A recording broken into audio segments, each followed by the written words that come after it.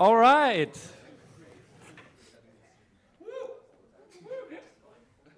Woo. Wonderful. Good morning, everybody. I like it. So it was probably a good idea to start half an hour later, and I do know a couple of you did stuff yesterday night, so I don't have details, but I heard stories. I played TFT, so I was harmless. But yeah, we will start with a wonderful keynote. But first of all, I have to apologize that I'm leaving and have to go to Christiansand for do a talk with local stakeholders. And you all know that we have to do the knowledge transfer and everything. So I try to be as quickly there, talk for 10 minutes, go back, and I have a lovely driver for me. And he's absolutely overqualified for that. Therefore, I'm really happy that he's doing it. You need to set up stakeholders. Who are you talking to? The local military. And I saw the list of who is coming. I think they brought the whole base. Yeah. So, yeah. Therefore, I have to tell them gaming is military, military is gaming. We know it. There is a big overlap there. Therefore, it's quite interesting to have that chat with them. But enough about me. Ben is the host for that time, so another overqualified person for that. So perfect for that. And more about Sky. I'm really happy that you are here, especially, I mean, we know each other now for 10 years. Right. And it's amazing to see what you did for the field, especially collegiate esports. I mean, most of you know in the US, it's a little bit more on the sport and the competitive element, but what's happening in Manoa? Manoa. Manoa, yeah. I wanted to say Maui, sorry. Maui. Is amazing because it's for all about the community. You're giving a lot back to the community there. And that is something where I always looked at, okay, how do we do an esports community even here, where like every time it is also about the students. Sure, you hosted the Overwatch League finals, but who talks about that? Those minor things. I'll mention that. Yeah, I know.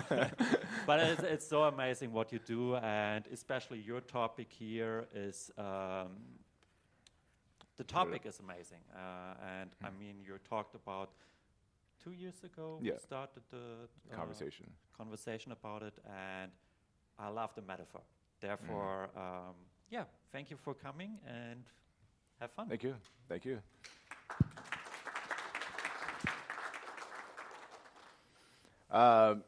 Thank you again, Toby, and again, thank you, everybody. This is really a wonderful gathering of folks that I think do care about the topic of games, esports, and community. So as Toby said, I am Sky Kaveloa. I am a researcher at the University of Hawaii. I'm also the director of UH Esports. I do STS, Science Technology Studies research. I am very interested in various topics around games. And as I've seen over the last few days, that is clearly something we all definitely share overall. I met Toby, like I said, Toby just mentioned it, 10 years ago. We first ran into each other at an in-person conference at UCI when I was doing my PhD in 2019. It was the first gathering of stakeholders around higher education and esports in the US in a very serious manner, something similar to this. We had folks from Ireland, from the EU, from Alabama, from Texas, from Hawaii, and it was a large gathering of folks that were trying to understand how can we take things more seriously, more structured, when it came to esports within education overall.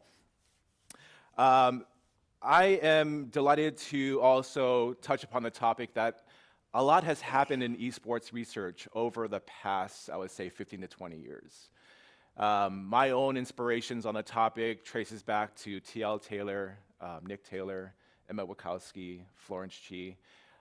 These are sort of the OGs of esports research, and they've done a lot to, number one, address a lot of the questions that everybody here are addressing.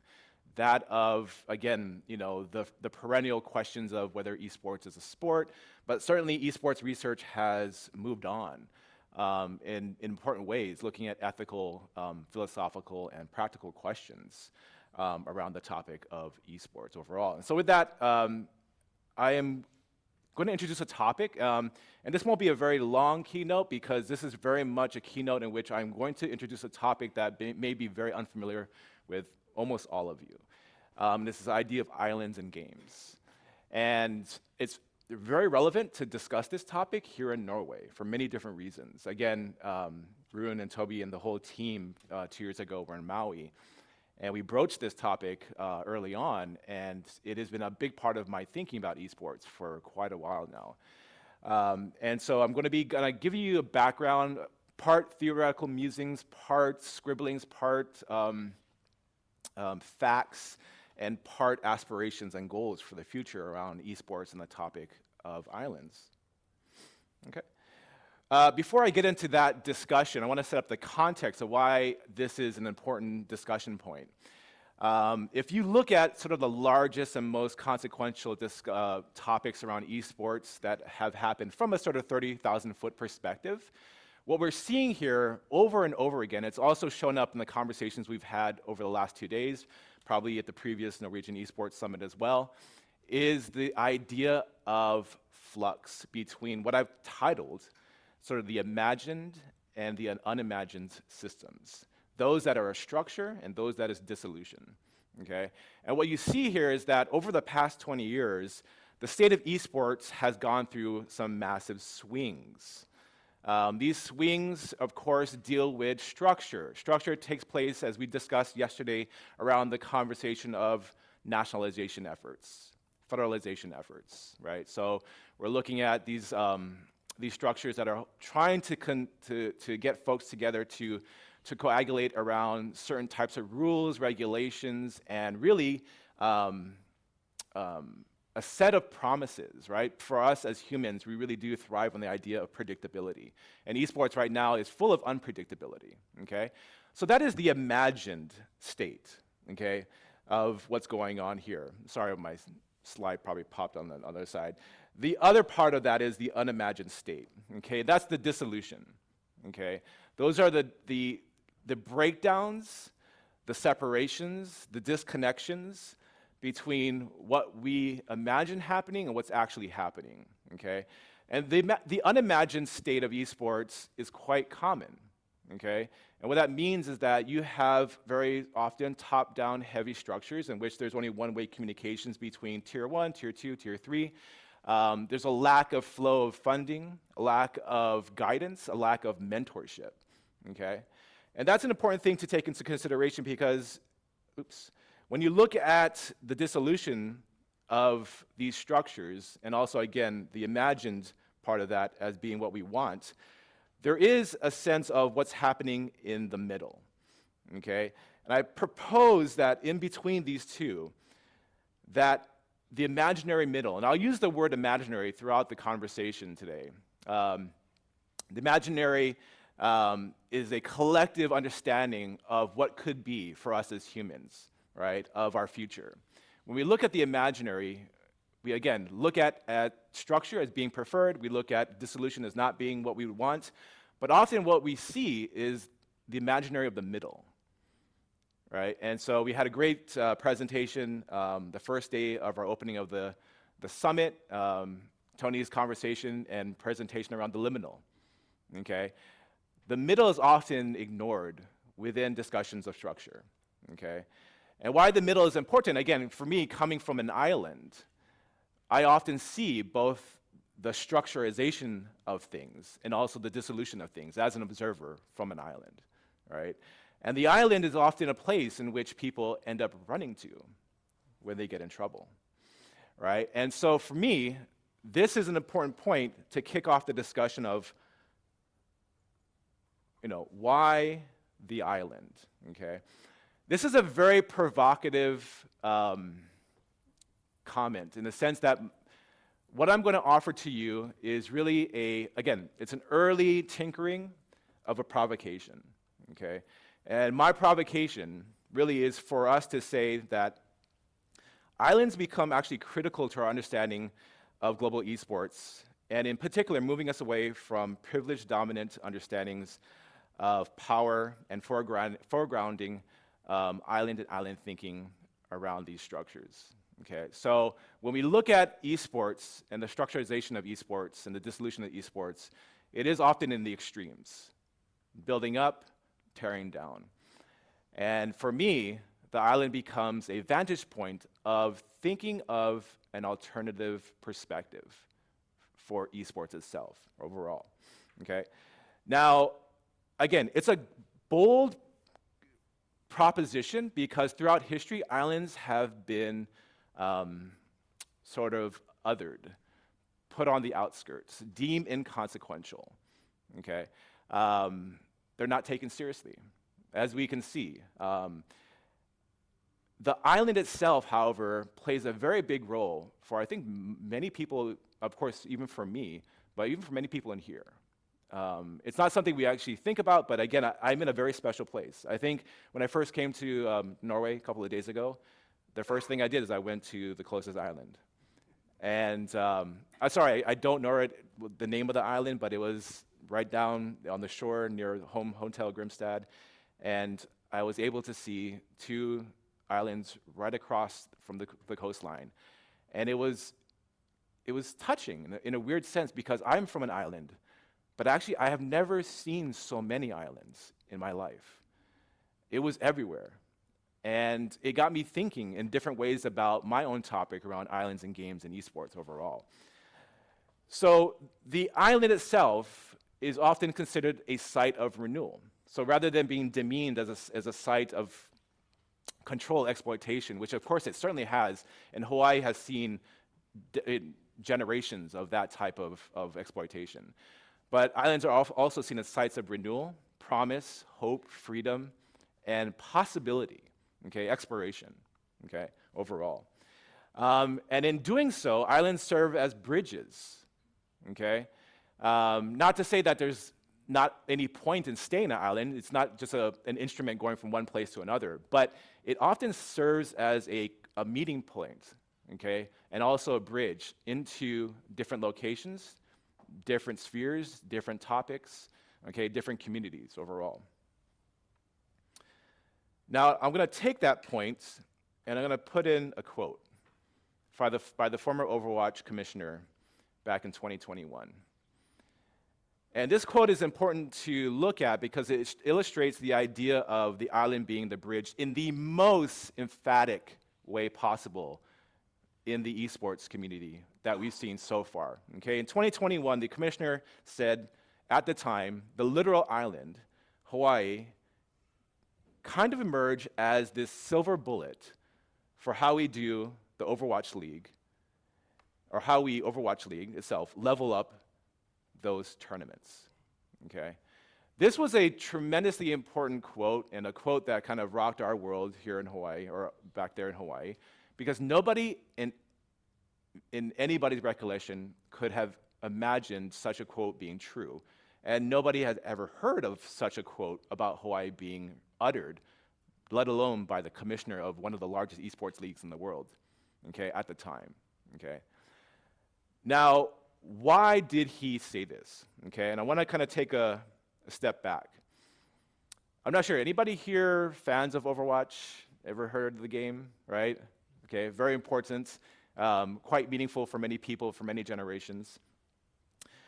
To understand the Overwatch League, you have to understand the rise, the fall, and the pivot, okay? The rise of Overwatch League was important because it was one of the first grand experiments of esports on a massive scale. Not to say that there haven't been other grand experiments in esports, but it was the first grand experiment in esports in which you had 20 teams spread across the globe, okay, Asia, North America, Europe, okay? And those teams were expected to essentially create home and away stands. Okay, those were actual venue operations in which the league would compete every other week, fly to different locations in order to play other teams. And the goal was to replicate your traditional sports structures, like you see in NFL, in the US, NBA. That was a major promise in 2018 of the league. So significant that their opening asking price at that time to join the Overwatch League, I think it was around $30 million per slot. Okay, so some astounding numbers to hear from for anybody, even in this time and these days itself. That was the rise, okay? The fall. 2020, the world was hit with a pandemic.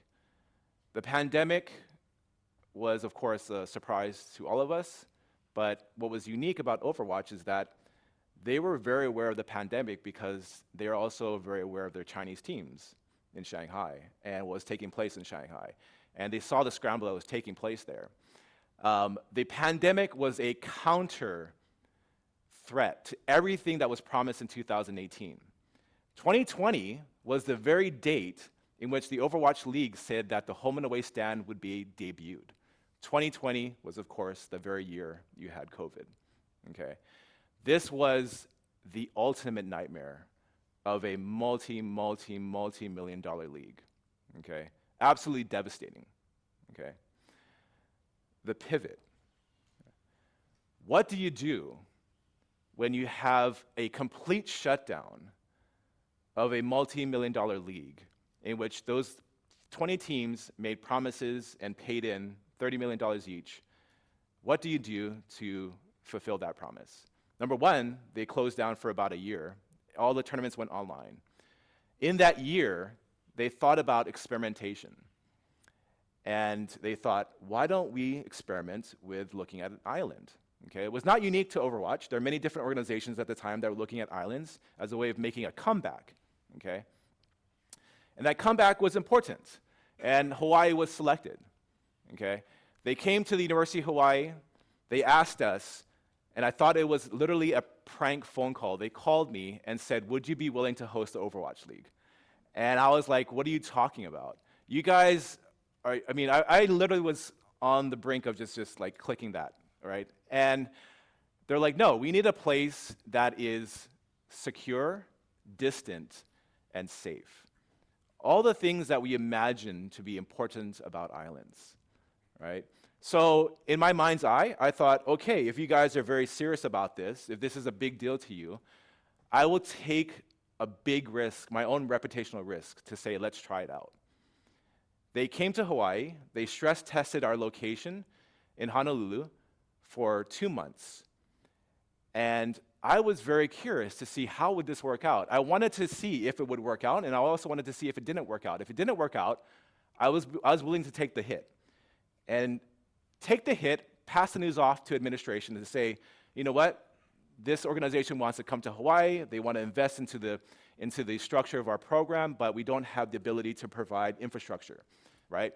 Either way, it was a gamble, okay? So we did that, all right? And one of the main questions about being in Hawaii was this idea of ping. Anybody know what the word ping means?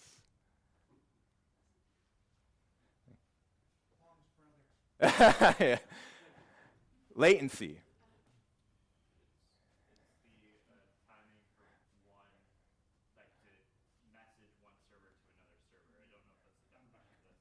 Good enough, right? Yeah, it's the time it takes to send data from a client to a server, and that's what we're looking at, right? Ping is the language of technology, no matter where you are, right? And it's not something that was really referenced in our discussions throughout the conference itself, but anything that matters around esports has to touch upon the question of ping, okay? What is ping? Again, it is the time it takes data to go from one point to the next, okay? Now, I'm very curious, and it might be a question for the younger folks in the audience or for the gamers in the audience as well.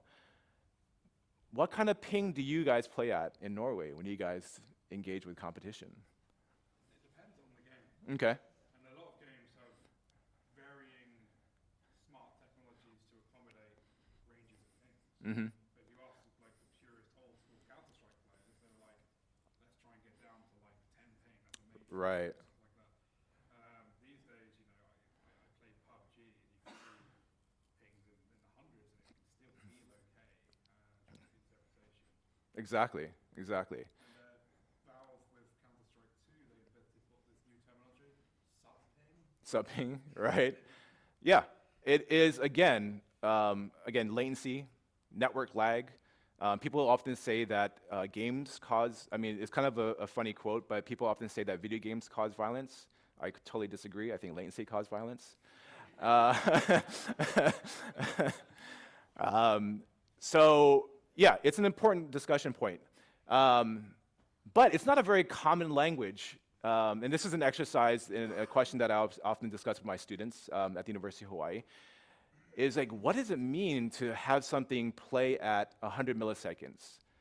Like, in our mind's eye as humans, we are accustomed and toned to 5 minutes, 10 minutes, hours, days, weeks, months. But when you come to the sort of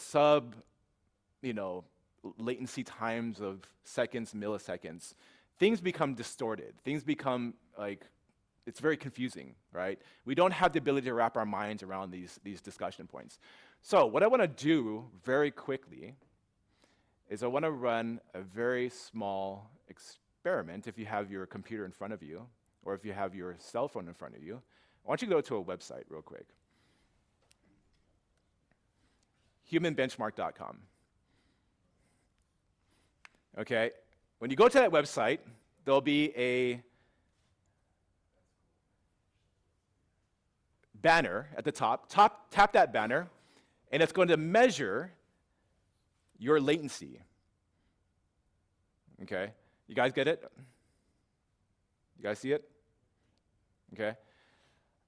Now, I want you guys to play with it for a little bit, just see what scores you get, okay? As a reference point, the average latency that we see for the human is around 220 milliseconds, okay? I have, in the next minute, a little incentive. I've got a last box of chocolates. If anybody can get 100 milliseconds in the next minute or two, give a holler, and I'll pass off the chocolate. Yeah. I've done this with my class for the last 5 years. Again, it's not the perfect measurement. There's a lot of things that come into factor. The top 3 scores have been all women in this exercise. And they've hit under 10 milliseconds in reaction time.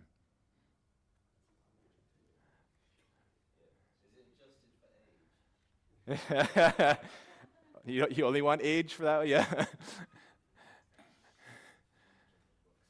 What are you guys getting? Are you guys getting anything close to 100 or 150? Joe's getting seconds. 350? 270? Those are roughly normal times for people our age.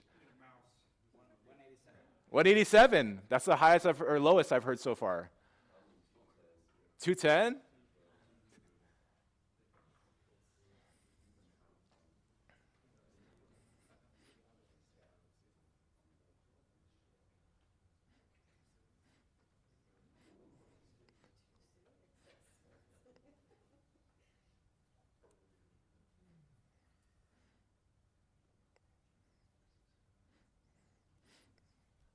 Okay, so again, ultimately, this is an important question, an important point when it comes to that discussion. And I'll get back to this point later on in the keynote as we end.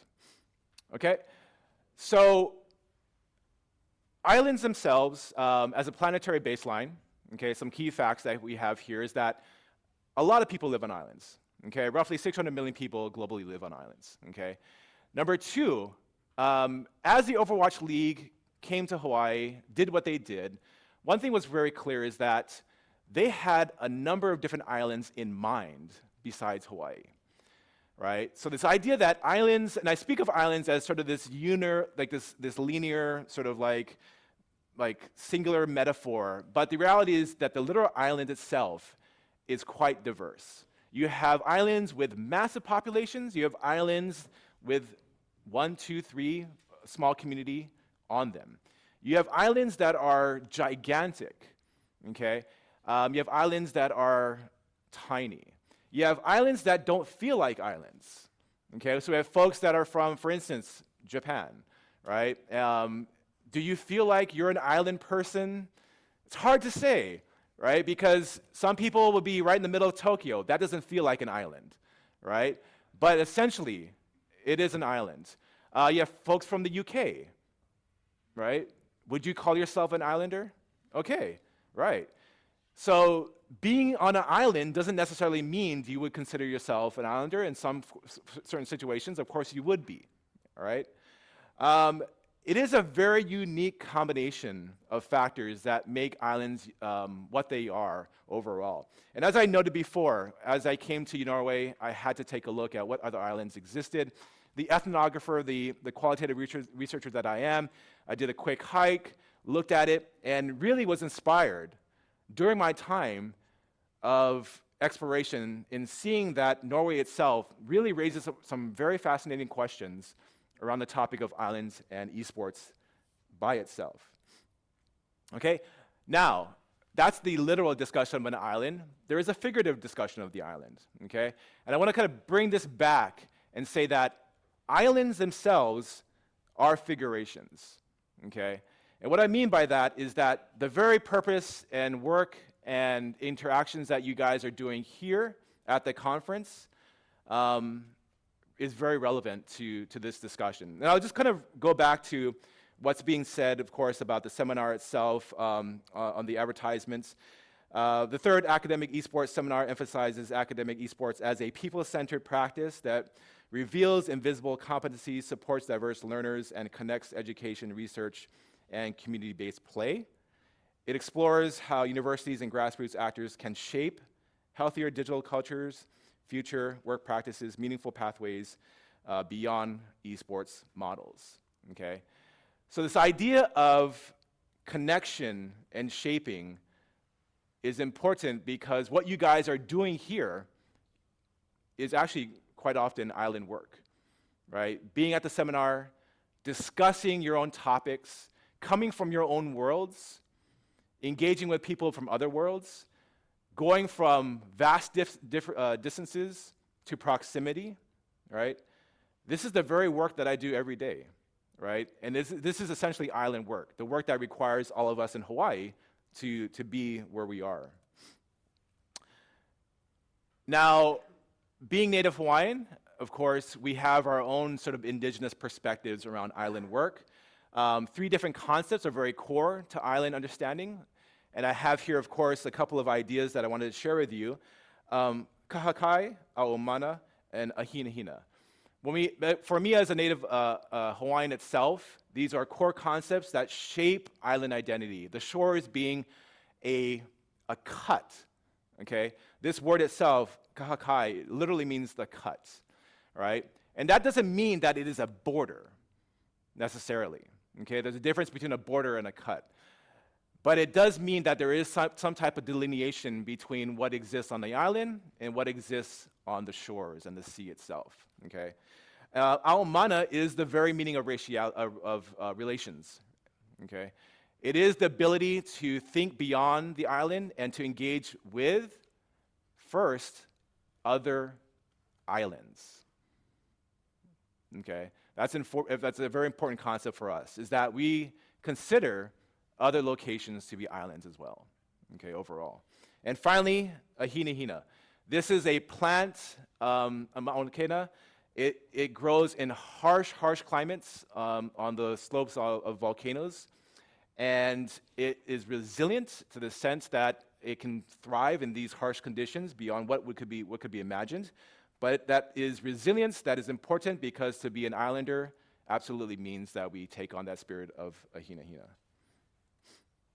Okay, so again, those concepts don't exist just for us, the Native Hawaiians, but they exist broadly, where you all are, as I said, doing island work and working with island configurations. That being, for instance, the negotiation between smallness and vastness, proximity and distance, isolation and connection, boundedness and horizons. Okay. Now, let's see here real quick. I come back to the discussion of the Overwatch League and why they came to Hawaii and what happened, okay, in that point. Now, when they came to Hawaii, they were interested in deploying technology as a means of fixing our latency and ping. Okay, that's a very common approach to many things in the tech world, is that if you have a problem, you throw more technology at it, okay? Throwing more technology at it is not a bad idea. Technology is always an important thing to discuss and to include in these discussions. But in some circumstances, it's not practical. Okay, Overwatch League was with us for just the summer. Would they be willing to deploy a data center just for the summer? Probably not. Of course, Hawaii would love that, right? But that was not going to be realistic. So how do you, in realistic terms, and I'll point back to the graphic and give you a quick explanation. The Overwatch League wanted to bridge continental United States or North America itself with East Asia. And they wanted to bring these two players together, these two teams together. But during the COVID crisis, you could not have them in one geographical location. So they wanted to bring them as close as possible together. Of course, Hawaii was a great middle space for that, okay? To do that means to cut down the latency. That's important. But you couldn't completely eliminate the latency, okay? So when they came to Hawaii, they cut down the latency from what was close to 200 milliseconds down to 90, okay, essentially, right? But 90 milliseconds of play is still quite heavy. That's still quite large, okay? How do you engage one of the largest esports ecosystems in the world around a game under a 90 millisecond confinement? One of the ways that they basically approached that is they actually interviewed all the players globally. And they said, what would be the maximum amount of latency you would play at? And they actually said 90. It was perfect for us. So going back to the theme of the seminar, esports, of course, is a technology-laden activity, but it actually also depends on people skills, people considerations, right, and people interactions. The only reason why the Overwatch League worked in Hawaii is because the teams themselves also agreed to play at that rate, okay? Now, I'm personally not happy. Of course, they solved the problem. That's a very unique way of solving the problem. And I don't think that I want the world to play at Hawaii's latency rate. I don't want to export our bad latency to the world. But it was an interesting workaround where you saw technology doing as much as it could, and where it ended up hitting a border, hitting a wall, then you had human interaction, human input, and human understanding of what is possible on the island. And the only reason why 90 milliseconds was also agreed to is because the players themselves understood they were working in a different world.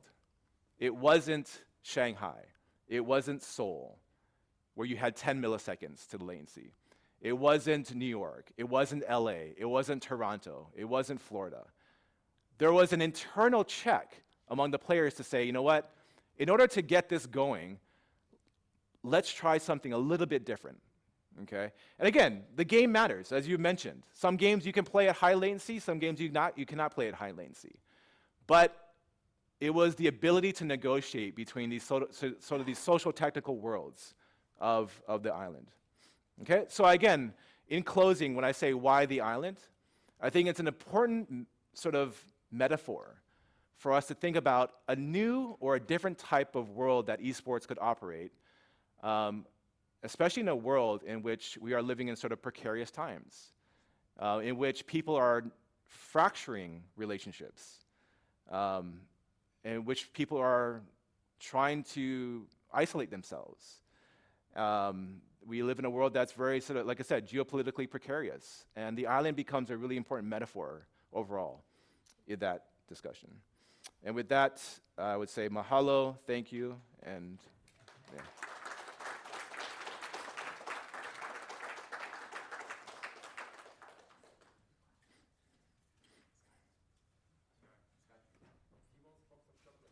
Oh, okay, I gotcha. 8 milliseconds, wow. That is amazing.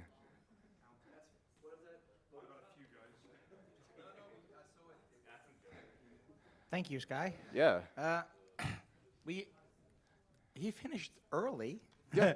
which means that we have room for questions. Any questions from the audience? And ask him questions, he's good at answering them.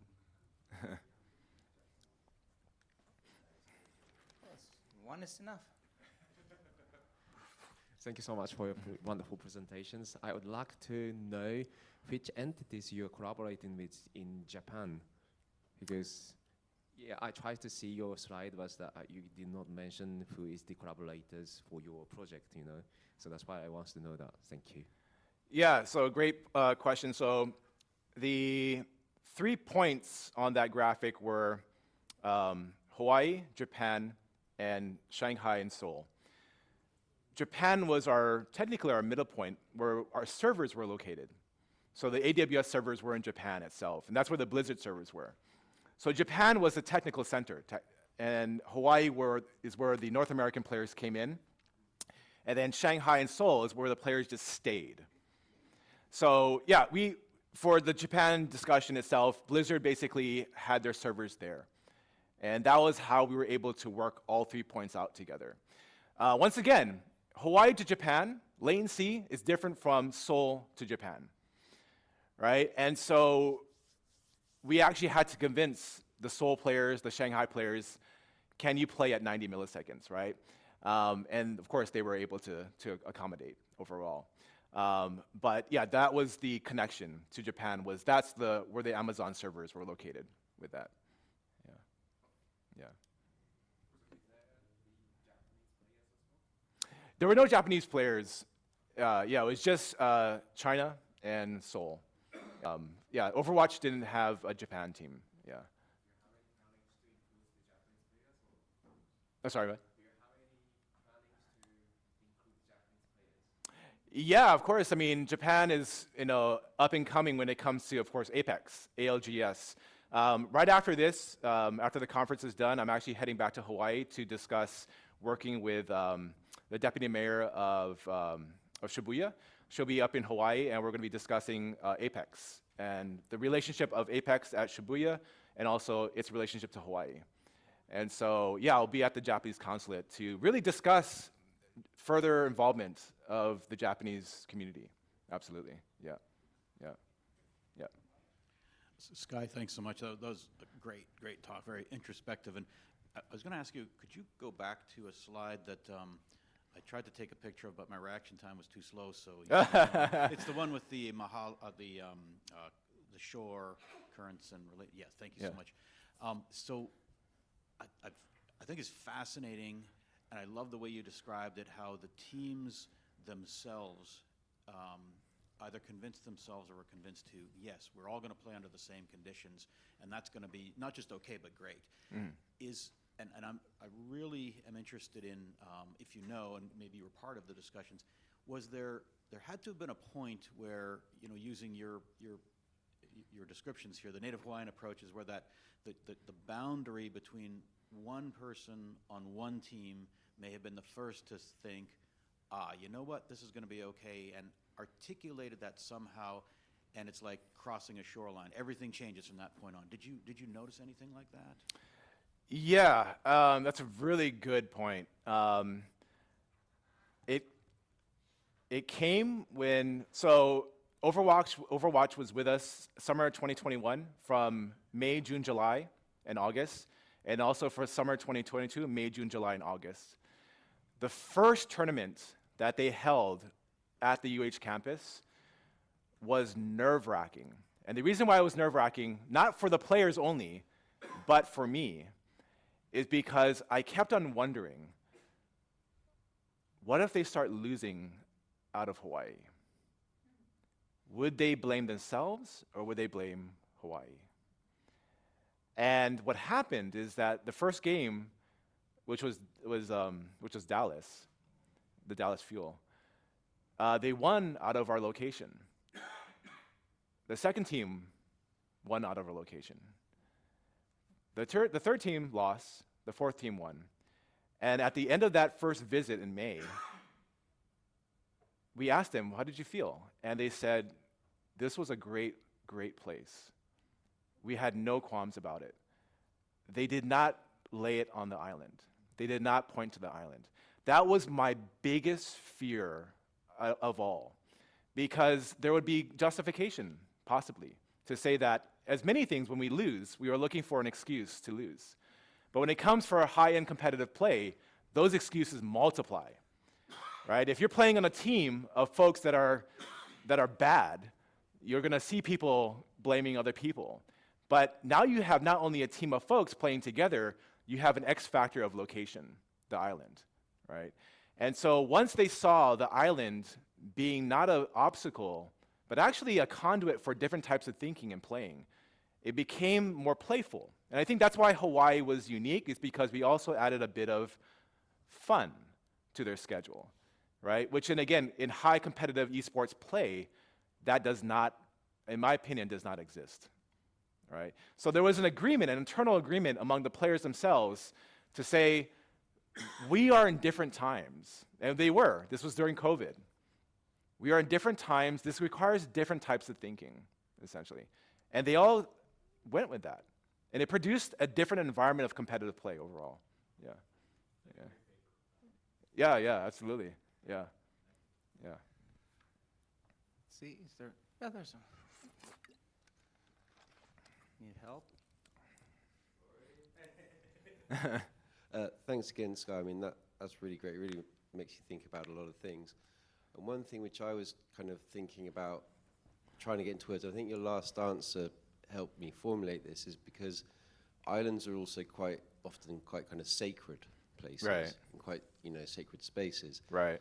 And I was wondering this idea of, the sacred and the profane, and what you just said then about this kind of the everyday work of this kind of competitive gaming. Like, for us, gaming is more sacred, and as a day job, it's much more profane. So I was just wondering kind of maybe that space of being on the island allowed the joy and it to become more of a sacred kind of activity again, perhaps. Yeah, you're on point. Hawaii is very haunted. I'm not sure if anybody, I don't know, I love horror movies, I love horror games, I love anything that comes to the topic of sort of the afterlife, but also Hawaii itself is very deeply spiritual, okay, not in a sort of like traditional religious sense, but for Native Hawaiians themselves, we believe that we operate with, side by side, our ancestors. It's very common for people to mention their ancestors in casual talk. So yeah, the sacred and profane was definitely there. We actually had one player, it's really wild. It was Space, he was the Gladiators. And he came into our iLab, our esports arena, and he stepped into it, and then he stepped out, and he said, I don't want to go back in there. I was like, why? And he's like, this doesn't feel right. And of course, like, there was a lot of drama when it came to coming and playing in our spaces for different reasons beyond just being, spiritual. But he had sensed that he literally told me he felt he was on sacred land. And I was just like, I was wondering, like, where are you getting this from? Because he's not Hawaiian, I think he's Puerto Rican. First time in Hawaii, but like he had this really weird thing about coming into our lab, right? So this idea of the profane and the sacred itself played out very much on our campus, where people were thinking about our location in many different ways. And so, yeah, absolutely. It lends a different vibe for everybody. Again, like I said, they had a great time, but they were also aware of Hawaii and sort of the unique aspects of Hawaii overall. Well, the wonderful thing about running something is that I also get to ask questions. And I have one question, and I never got to ask you that last time we spoke, Sure. because, and it came to me exact same moment this time. Oh, yeah? Because you're talking about the islands, you look at all these islands, and when I went from my background, who's in the humanities and all that, into technology and into esports, I looked at esports as though like an island in technology, like there's this vast technology, and then finally one space where I might not like it, but I can identify it. There's some common demeanors that identifies esports. We don't have the definitions and all that, but we see this almost like the island mentality too, because we have the same thing with the sacred parts of taking games serious. You meet people that are fellow gamers, and you have a common language. You have all these things, and it's these sacred spaces. You enter the world of games, and you expect people to understand that this is a very, very important thing for you. Well, other people sit outside the box and it's like, oh, what's wrong with these people? You know, like they immerse themselves into this as like a waste of time. Right. It's the same thing. It would be a waste of time for me to travel to Hawaii because it's a long way to travel and everything goes so slowly. I was going insane, you know? But after a day or two, you get into this understanding of how this island works. And this is what I see with students, as people with in the gaming community too. Even if you're not familiar with it, you start understanding and you go into this mentality. Have you ever thought about that as esports as an island in itself? Certainly, I definitely, at least 10 years ago, 15 years ago, certainly much more of an island than it is now. But it also, like I said, it fluctuates between structure and dissolution. And right now we are seeing, again, with the discussion with the IOC and how they seem to be pulling back, you see within the community, which is very interesting, and it happens quite often, where the community starts to say, you know what, we actually don't need you. So we had that yesterday with the Jordanian representative, where he was basically saying, do we need the IOC? You'll hear that quite often when it comes to the buildup of the imagined ecosystem and then the dissolution of the system, where when there is a rejection by the system itself, I think us in the esports community, we take on an island mentality where we go, you know what, we don't need the mainland anymore, right? We can do it ourselves, which is a complete 100% island perspective.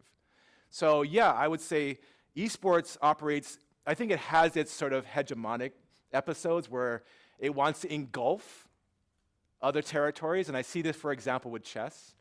I mean, chess is called an esports now. You know, nothing to squabble about, but chess has existed, what, hundreds and hundreds of years before esports. And so now it's calling it esports, like who owns who, and it's kind of a joke, right? So esports can have its more hegemonic tendencies, but then what happens is that it also pulls back. And when it goes back to its grassroots origins, it does take on an island feel. I see that quite often, yeah. Well, I think that was very good final words. Yeah, yeah. Again, I say this every day, but I hope that it's not the final words. I know, yeah. There's a little thing from Oh, wow, the thank you university, so and much. thank you so Thank much you for much. participating. Absolutely, absolutely. Thank you. Thank you, thank you. Oh, can you take this off? Yeah. Sure. I don't want to break it. We have plenty. Yeah, plenty. So just don't bring it to the bathroom. Has that happened before?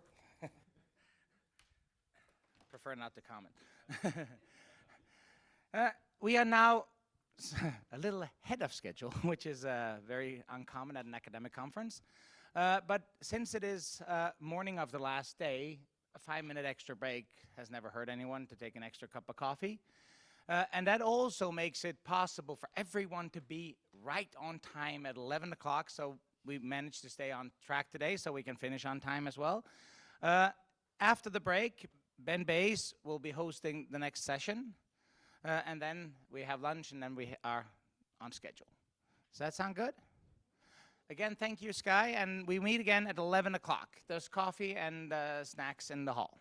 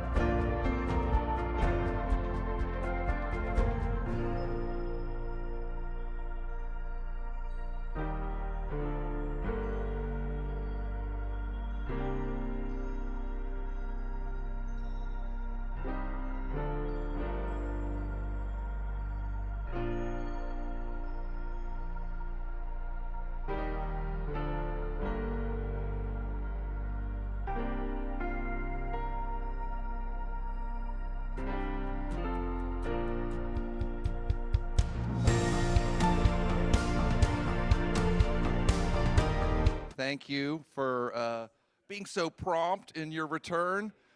It's 11 o'clock, and we're about to begin the next session.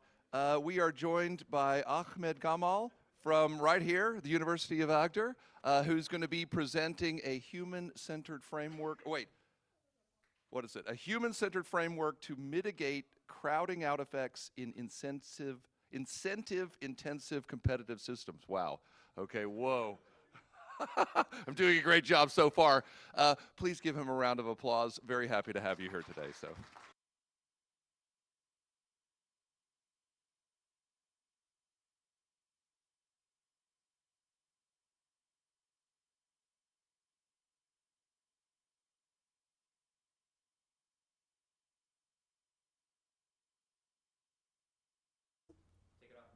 Okay.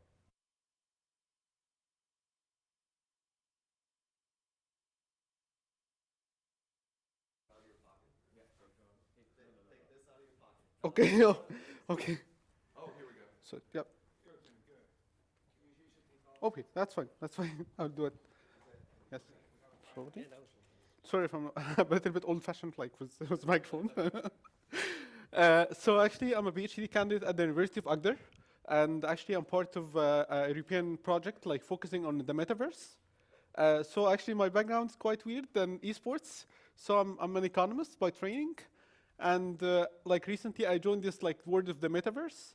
So basically, I'm like working on gamification in the metaverse for business value. So the field of esports was very interesting to me, and also I was quite like learning a lot about that. So today I'm gonna present like my research on like this working paper on gamification and metaverse esports. It's a framework to mitigate crowding out effects in incentive-intensive competitive systems. A little bit like wordy and weird title probably. So, but I would like to take you to this. So this is every one of us, like before the break, at least me. So before the break, actually, I would die for a coffee. Like I would like to have like one coffee because I would feel alive. And this is every one of us actually is like, okay, coffee is here. And if I would ask every one of you what coffee would present to you, and I think we have quite interesting answers. The first thing actually, that's me in the morning. If someone would like to talk to me before having the morning coffee. And actually, this is the second part, like the fun part and the joy part of having the coffee. Coffee is everything in the world to me. And this is a question, like how coffee, like for instance, could be converted like from something very fun, very interesting, very happy, like I would be very happy to have in the morning, and it feed every sense of the coffee. And then finally, it turns out to something I can't complete my day without it. And if I would have this session before the break, I wouldn't be able to speak because actually I would like to have at least one shot. And this is the issue actually. Like in a very simple word, to explain my idea, the crowding out effect that coffee, or this having like too much coffee every morning, after 2 months or 3 months, I would like to have 2. I would have to have 3, 4, 5, 6. And then after that, like coffee turns to be something actually, like I can't complete my day without it. And the coffee, or like the feeling of the coffee has turned from like very fun, or like enjoying the coffee, to I can't complete my day without it.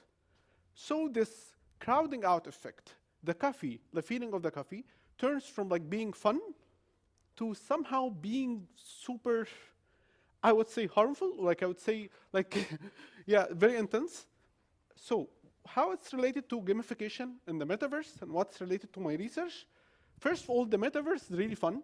It's actually very interactive environment, and esports is also very fun. And over the last couple of days, I'm sure like there were a lot of presenters who presented like great ideas about like esports, and the combination of esports and the metaverse and gamification techniques offers a very interesting idea, at least to me, which is actually the crowding out effect in that sense. So gamification is the use of game elements into a non-game context. Like for instance, having a reward, having a nudge, having a discount, having something to motivate you to do something, to take an action. And this is actually the gamification part. Okay, oh, oops. Not me? Okay.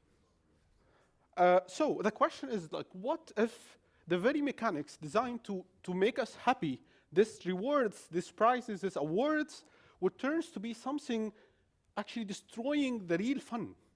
Because like in the sixth or seventh cup of coffee, I just lost the fun, the feeling of having fun or enjoying the coffee, to just like to do it because I have to do it, because this will destroy my fun.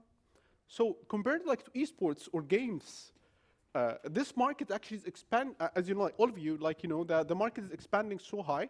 Like, I mean, like here, the global esports market, like is the estimates, like it would be like roughly around like $7 billion.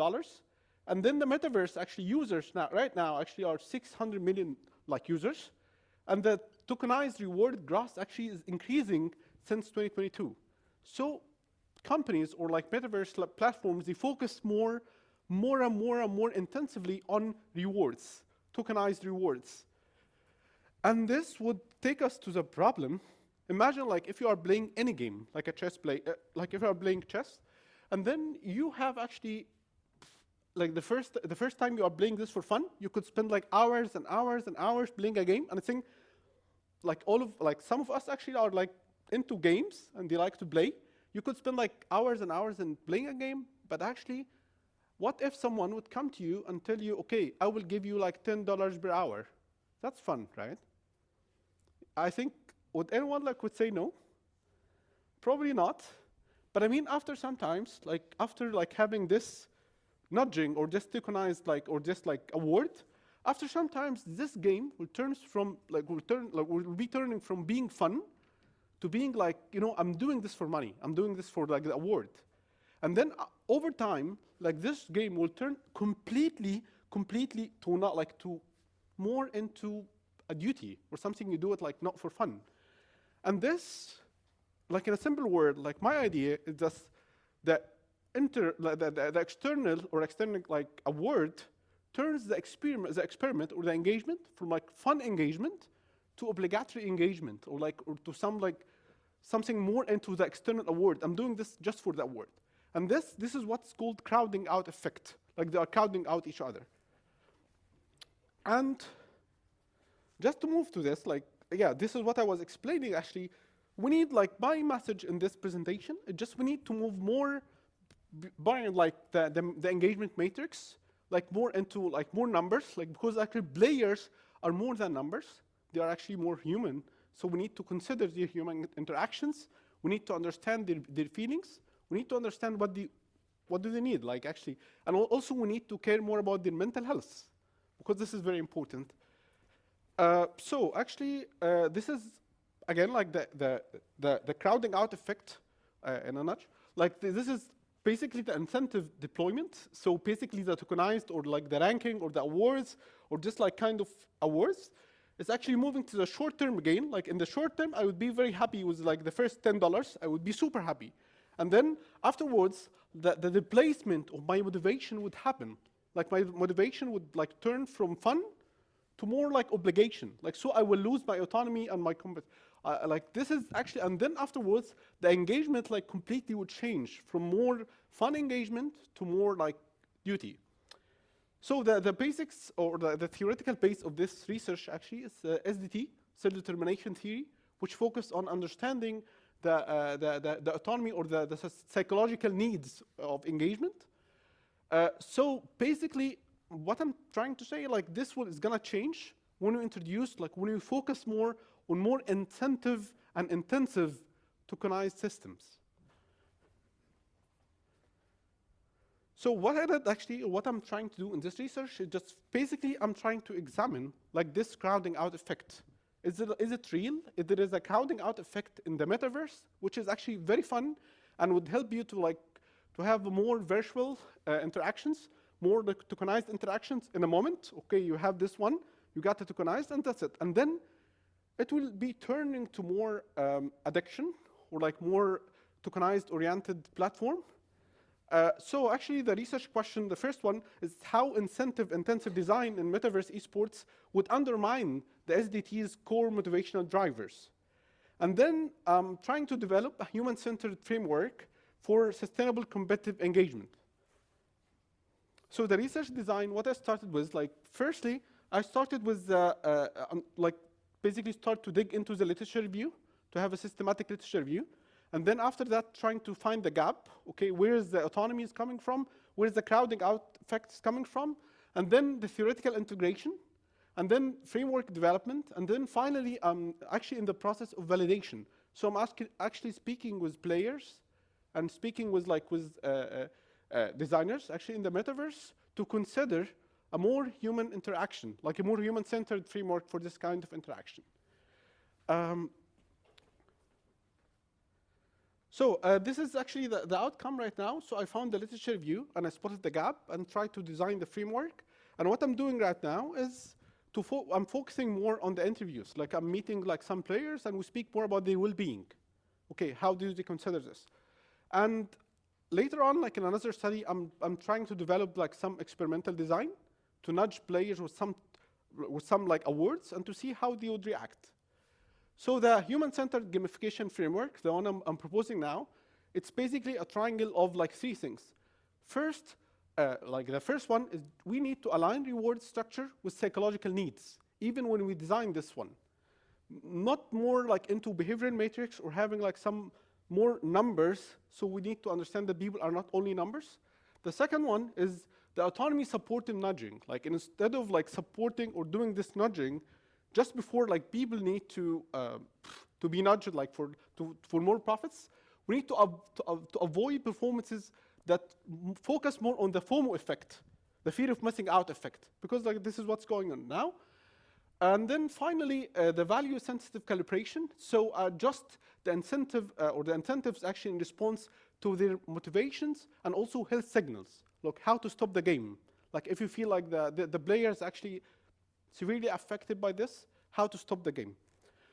So this triangle or this framework is basically informing or helping like 3 main policy makers or like policy implications. The first one, platform developers.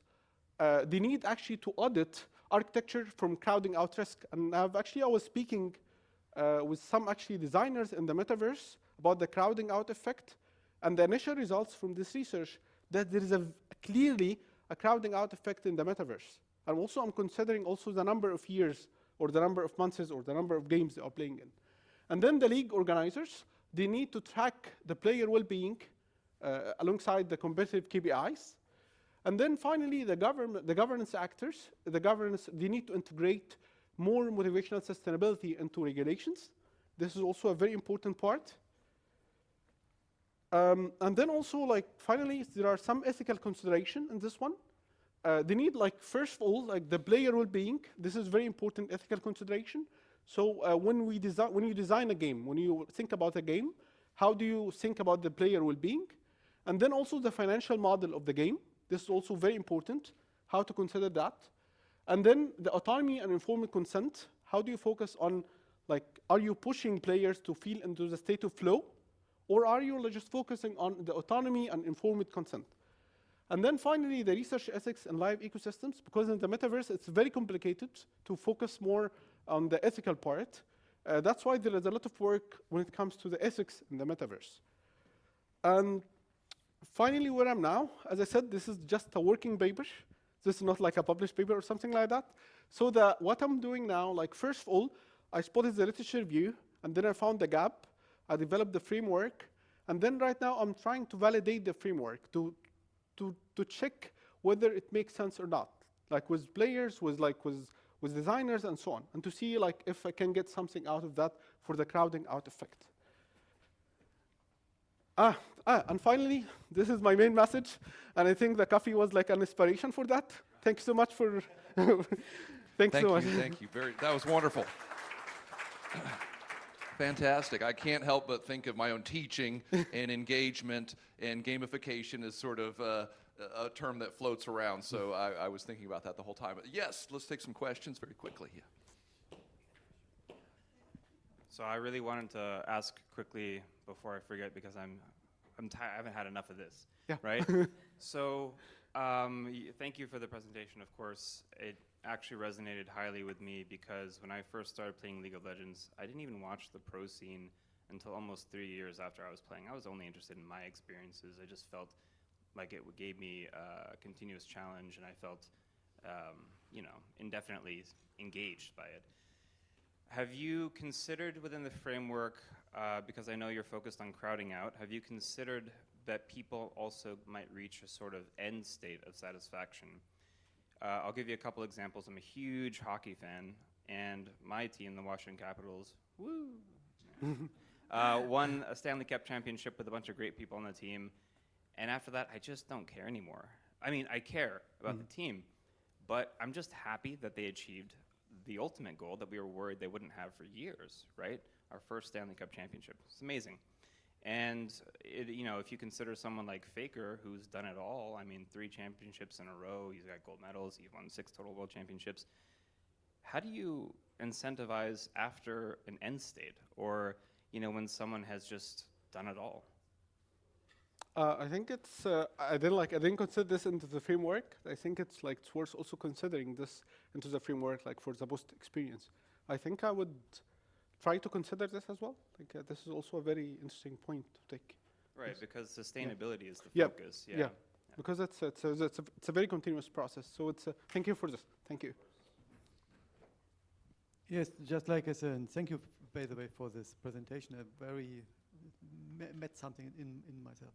So as an extension here, so I see that there's a development of players. So when you enter a game, you are in a different state than when you have some experience, then when you are kind of on the top of your game. So I think also the motivation will change during this turn, and so the mechanisms should then also adapt to the situation where you are in. Yeah.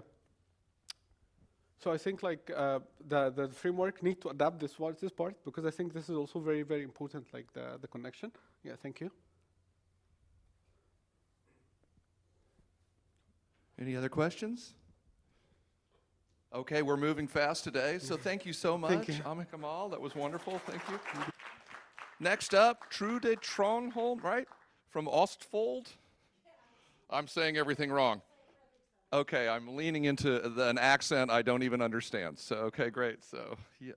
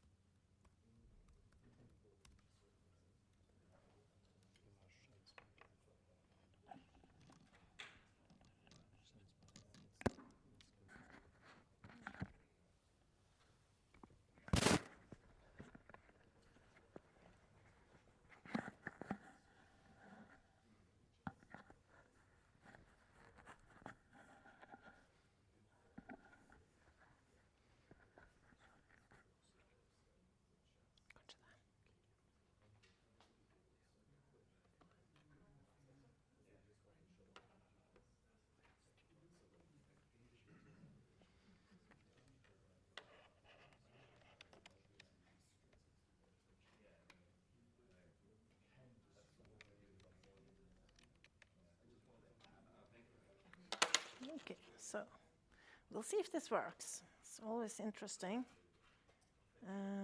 There, maybe? Yeah. Something's right. And if it turns off, you just do like this.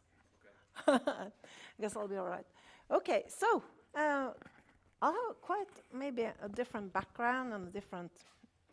Do you hear me? Yeah. I have a different background from most people here, I guess, because I'm a sociologist, and of course, as I read online a few years ago, some people really hate sociologists. That was sort of, to me, it was sort of new that you could really hate sociologists, but I think sometimes, and the explanation was, they hate us because we point out things that people sort of know, but they don't want us to say it out loud. So I will do that today, and you'll just have to hate me for it, and that's all right.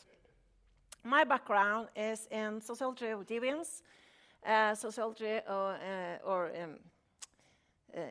inequality, and also sociology of education. So it's like a bit different maybe from the more technological side of things. I'll try to make this work. Yeah, so what am I looking at and why? Good question. My previous work and research has been related to deviance mostly, and also inequality, and that means I've been researching inside prisons, I've been researching people with addictions and everything like that. And now you might say, so here she comes, she'll tell us we're weird. No, absolutely not. It's more opposite, but what happened was at my work, we suddenly had to do something digital. And all I did was non-digital. As you might know, even inside prisons, they're almost not allowed internet. They're allowed a little bit of Wi-Fi, but that's very restricted. And also, the people I was researching was actually connected to soccer and drug addictions. So it was people struggling with drugs using soccer to get better. Not very digital. So I had to come up with something digital.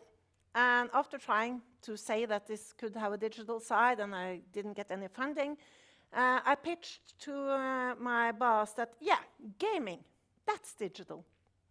So I got funding for doing something with gaming, and it ended up just trying to narrow it down a little bit. I realized one of the main areas that were discussed were female gamers or gaming girls or people who had some sort of female qualities, actually. Because as you might know, being a girl at this scene does not necessarily mean you were born a girl. You could be more of a girl or whatever. So it's a lot of different questions regarding what it means to be a gaming girl or being girls.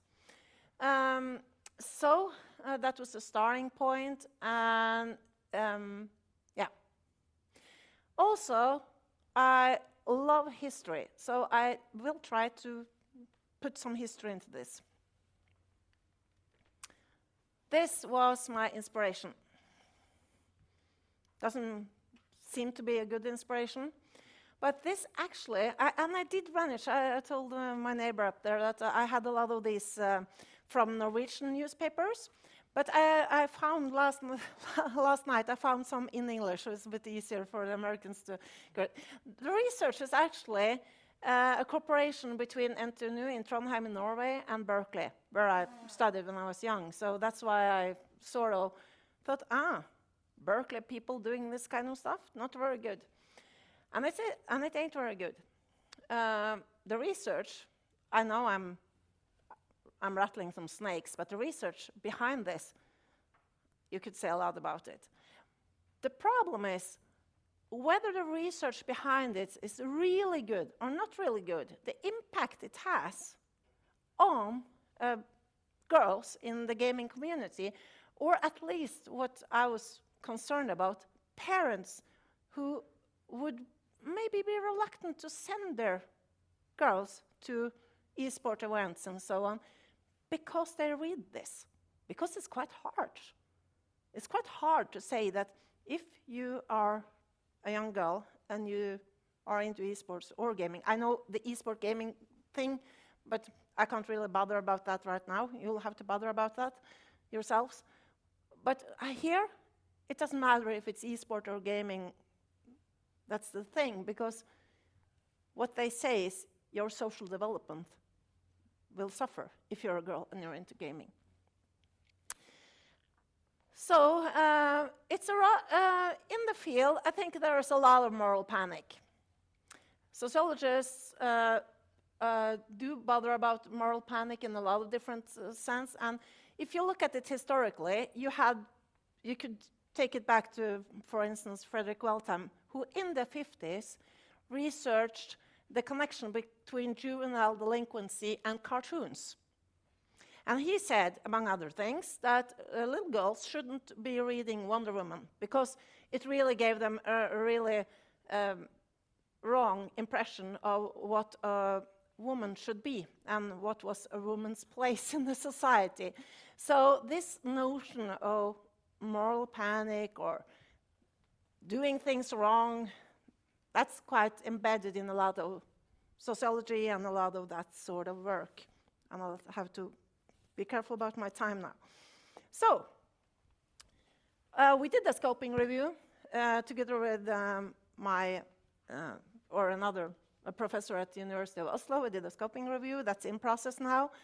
And we didn't really find any more research that backed up that saying that this would hurt girls. Still, as a lot of you have said, it seems to be something with the sex-gender thing in gaming and in esport that are a bit awkward. There seems to be a lot more boys or men doing it than girls, and still we don't really know why. That's why we thought we'd do. And I have to say, usually I love statistics, and I wanted to do this like more or a survey-based, but it ended up, we found quite a lot of quantitative work in this area. We didn't find that much qualitative work, so we ended up wanting to do it like a qualitative research study. In-depth interviews, I had 17. 2 of them turned out to be my students, just a little bit later on. So I cut those 2 out just to be fair. They didn't really say anything very different from the others, so it wasn't a big deal, but I ended up with 15. And yeah, I love history, so I have to take this into account. This is from 1982. A professor, of course, professors, they know everything. So she said, do you think, do you think the current popularity of video games is going to last? And in 1982, the professor said, no, I don't think video games will last because they are not educational. Video games are just a fad that will slowly fade away. The public always gets bored and turns to something else. Just wait and see. And I'm still waiting, just to say that. Okay, so then and now, we have to remember that what I wanted to do was to interview female players that had played for a long time. The reason why I wanted them to be adults is because of this. We have to remember that the study I was referring to, they were 9 to 12-year-old girls who were socially inadequate in some way, obviously. And I find it very difficult to rely on research saying something about very young people, and especially when they say, oh, how are they going to do in life? We now see a lot of screen moral panic, which might be true, but still, my son's 18. He got his first iPad when he was 2. And that was one of the first iPads in Norway. We brought it back from the US when he was 2 years old. He's now 18. If anyone wants to tell me how he is doing in life, I hope they'll wait a few more years, okay? So I don't say that screens are good or that they don't have any problems or anything, but we really don't know. It will take quite a few years before we know. The first generation growing up with iPads, they are not out of high school. He's Rus today, this year. So he hasn't even started his higher education, and he got it when he was 2. So we really don't know. That's why I wanted to interview grown-up women, and they seem to be quite well adjusted. They are working, studying, have family, they have boyfriends, a few girlfriends, they have children. They're quite normal, actually, which might be sad, but in this case, it's quite good. So why did they turn out to be like that? Why didn't they turn out to be weirdos like the research would want them to be? Or did I go a bit too fast then? No, I'm there. Okay, so results, I'll be really as fast as I can. I'm not very fast. I'm a slow person, I'm sorry. So we looked into identity, the sense of self, family, in real life friends, diversity, development, and so on, online, offline, digital. And yeah, because I got the Sega Genesis, yeah, you know what that is, of course. I don't have to explain to you. That's so great. Back when I was 4, yeah, with Mortal Kombat. This is a woman. She's now she's almost 40, works as a teacher in high school, has a family, lives a normal life. Turned out all right. So, an interesting thing was we always, or a lot of people, they discuss, do people game too much? Nearly all of those women that I interviewed, they were not sure if they were real gamers because they weren't sure if they gamed enough. They were a bit concerned. Could they call themselves a gamer? Did they game enough? Most of them they did, I think, but that's up to... They all identified as gamers, though, yeah. So, family relations. This is difficult to explain exactly, but what it seems through the interviews is that the important thing wasn't necessarily that the parents were gaming, but the important thing was that the parents accepted their gaming. And that's a huge difference, and it's really important. They all tell stories about other girls, or even male friends or boys, who did not experience the same. They experienced that their family looked a bit down on the gaming, tried to restrict them a bit more, and all of that. And there are more questions than answers right now, but one thing that seems to be important, even when it comes to sleep and so on, we always say that, oh, they lack sleep, they game all night, because they're gaming with people in Taiwan, like in Norway, that's the other side of the world. But why are they gaming with people in Taiwan? And a lot of those girls tell stories about their friends gaming at night because their parents shouldn't see that they were gaming. So they went up at night to be gaming because their parents restricted them in the daytime. So how do you end up gaming with someone in Taiwan? Yeah, maybe because you're restricted in the afternoon when everyone else is gaming and you're up at 3 a.m. And yeah, who else is gaming at 3 a.m. in Norway? Yeah, people in Taiwan and so on. So the hen and the egg and everything, that's quite important, I think. But then also, some of them had like parents playing Call of Duty and everything, so some of them, of course, were like that. This is the last, I hope, important thing. We do see maybe a lack of transition for female gamers from casual gaming into esports and competitive and professional gaming. And that might sometimes be because they are hiding a bit. I'm not sure about this point. I have to explore it further. But it could be that because they choose to game a little bit more offline and stuff, that they are hiding a little bit. They're gaming in close circles or on private service and stuff, and maybe are not so out there, which is linked maybe to the harassment thing that I'm... Do I have a minute to explain this? I know I'm a bit slow.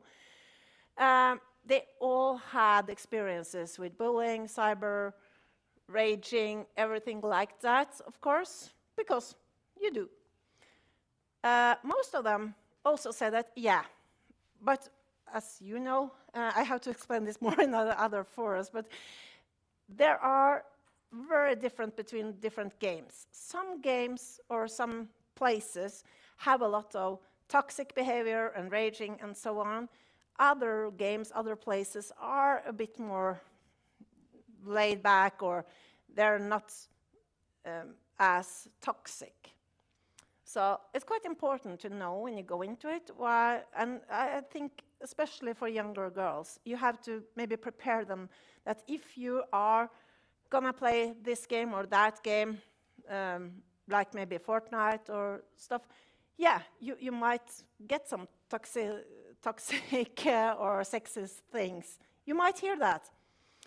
And when I talk to the girls about this, or the women there, different ages. They're up to around 40, and they're all adults in that sense.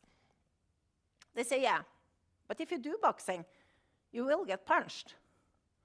It's like sometimes, even boxing, you have rules in boxing. You're not allowed to punch under the belt. There are rules. You're not allowed to bite off the ear like Holyfield thing. Yeah, there are rules. But looking at it from the outside, if you're not used to watching boxing, you might think it's very violent. And that's the same, I think, with a lot. It's difficult to explain, but it's the same with a lot of gaming, that some games and some sort of things, yeah, it might look very violent, and even it might sound very toxic if you're not used to it. But then if you do boxing and you go to a competition, you can't be mad that the opponent are punching you. That's the game. And so as a sociologist, this is where I'm now trying to make some theories around social fields, different social fields, what is okay, what's not okay, what's normal in that context and the different contexts. Because if you look at things from an outside and you don't have the context, you can quite easily make some assumptions that are very wrong, or at least very different from how you would react if you were on the inside of things. So this is where I'm not theorizing around that. Some of you mentioned the aggression problem. I can't go into it now, but I have to say I have had boys in soccer, and I have never been afraid if my boys wanted to go to gatherings like the big gathering in Hamar and stuff. I have been quite afraid to send them to soccer games. There are a lot of hooligans, there are a lot of raging, there are a lot of fighting. It's a lot of aggression, even among the smaller boys. You had Norway Cup, it's for kids. A parent was knocked down last year. You have a lot. You have a lot of aggression in soccer, really. And then people say it's aggressive to do gaming. It's like, for me, no, sorry.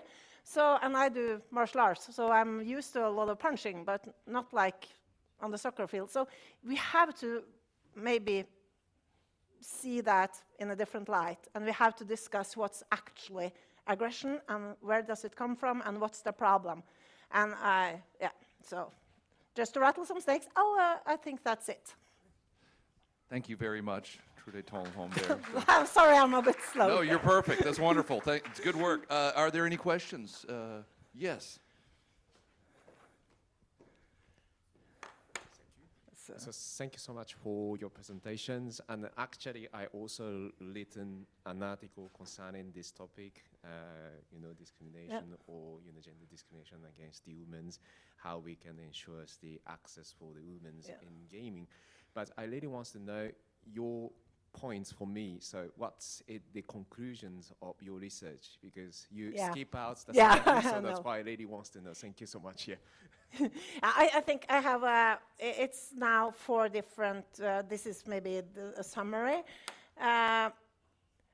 It is what it is to be a female gamer, and maybe they are like a lot of, we do know that even though not all women are very women or female, or some boys are more female than women and whatever, but maybe they don't have the same confidence in themselves being gamers.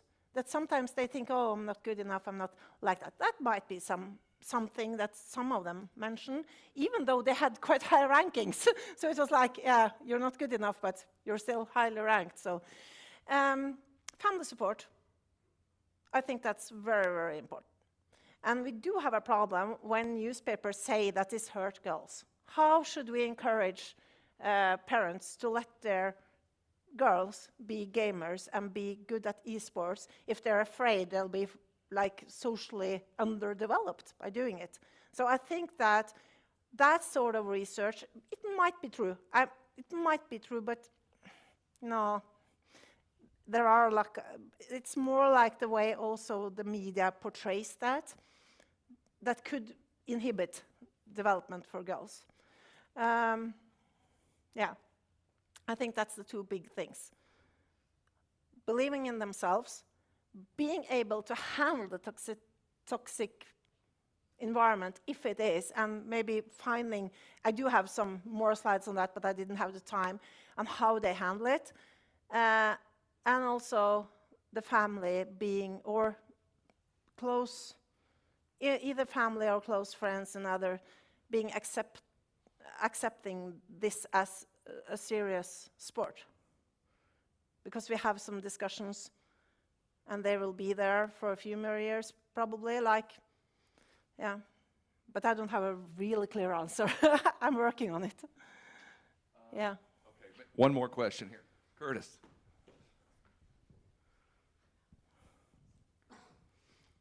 Thank you for your presentation. Yeah, this is going to be an ongoing issue study for a while. What I'm most interested in of what you've been looking at so far of girls playing games, dealing with this toxicity and like kind of feeling social acceptance. I see a lot of overlap of the same thing that women go through as they enter STEM fields. Yes. And at least in the US, it's Yeah. largely pushed of how to get women into Yeah, STEM. yeah. And is this, and I don't know if you're looking at it, but I would like to hope that your study shows that this is a potential gateway, Yeah. especially for engineering. Women in high school, they aren't really exposed to this toxicity or issues, and Yeah. as soon as they go Yeah. in an engineering class, They're then they all right, face yeah. it, and then they leave, and then it's an ongoing issue. So have you looked at any correlations between girl Not gamers for my and STEM? 15, but in the review. We have a whole section on that in the review. So I haven't, but a lot of other people have, and you're absolutely right. This is a gateway, and also it is, they feel the acceptance once they get there more than maybe if they have done totally different things. So there is a connection.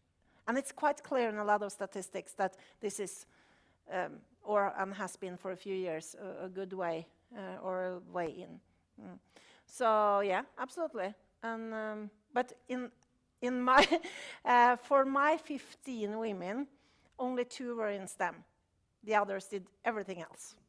So I'm sorry, and I was a bit sorry. I hoped to be there would be more, but it was only 2. But those 2 were really good. So yeah. Well, thank you so much once again. Big round of applause for Trude. You'll be here for lunch, right? I'm sure I'll be here. People, I'm sure, have more questions, and we'd love to talk to Yeah. you. But why don't we bring up our next speaker? And I'll take IDs for lunch if anyone has Great, some great. more. Yes, yes. And probably related to that, we have inclusive. What is it? Inclusive learning through games? Yes, here we are. Okay, fantastic.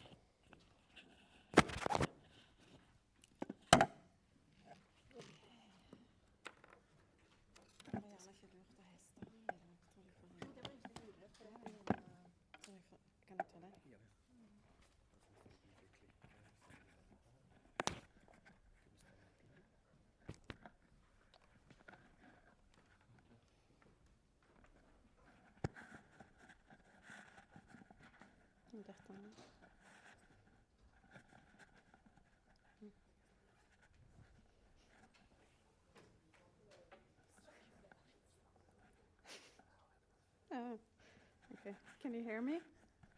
Yes. So if I lose it, I will fix it, right? And then I have a computer. This one?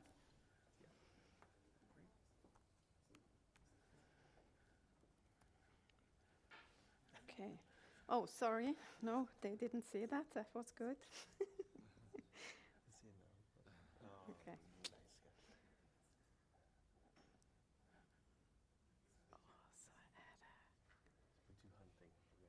Yes, sorry about the hunter stuff. Okay. Okay. No. How do I do this? This one? Okay, thank you. Ja, jeg lurer på om jeg skal det. Er det den da? Sånn. Sånn. Okay.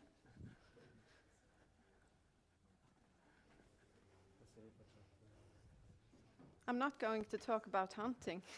Sorry. I don't know what happened. Yes.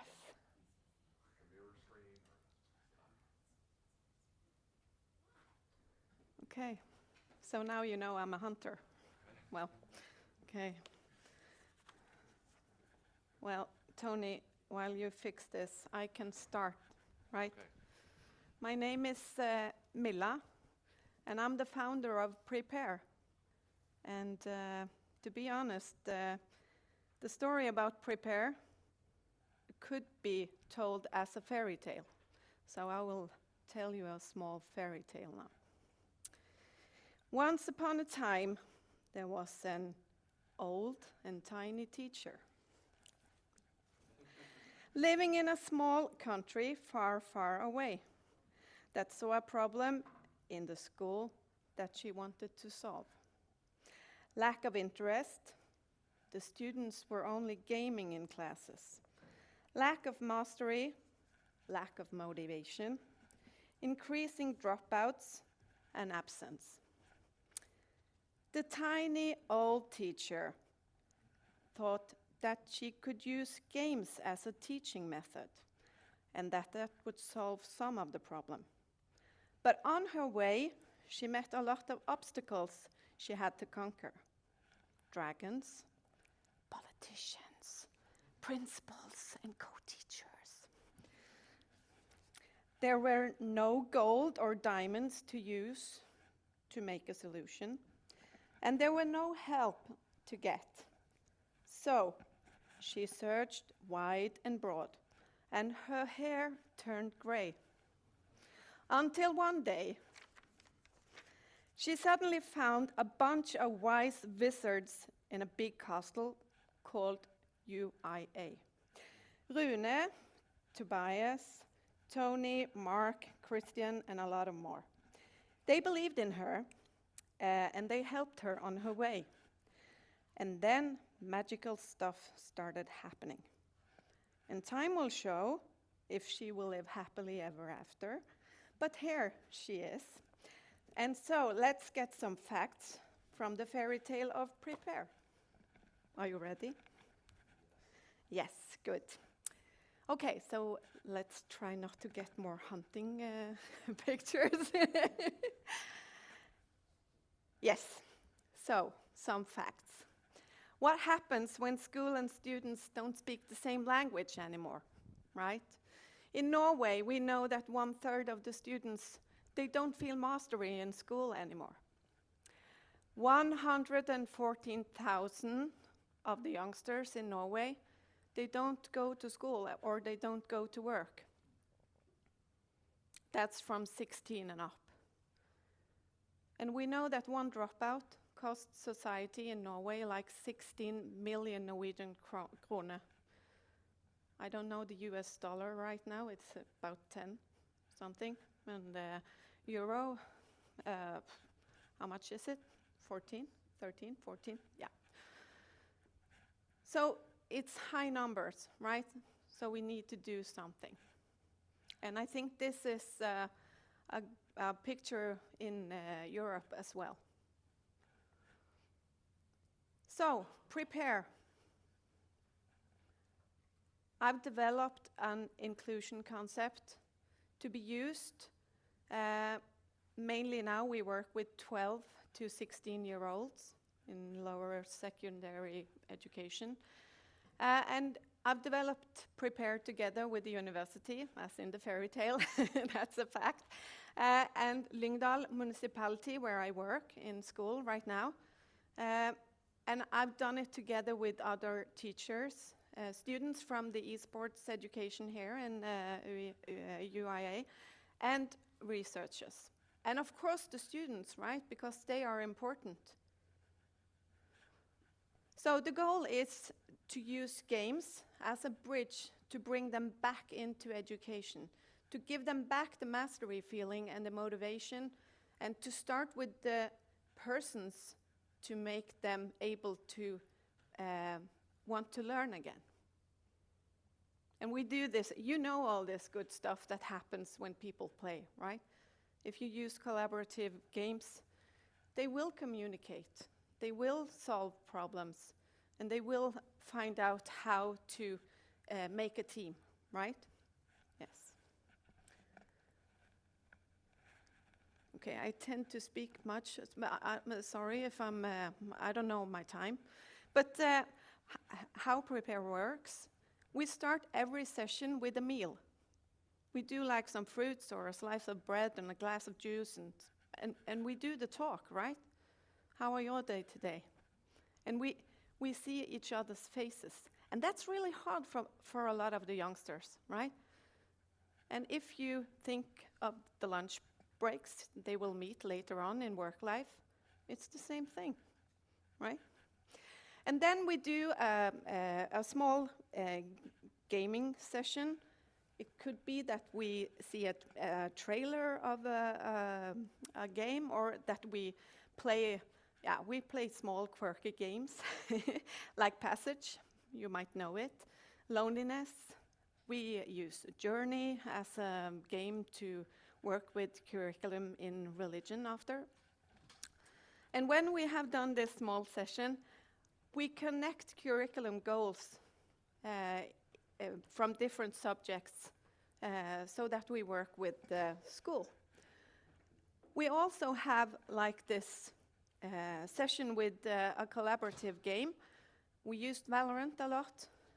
I have both girls and boys, and it's a good game for them to play, even though it's some shooting and stuff.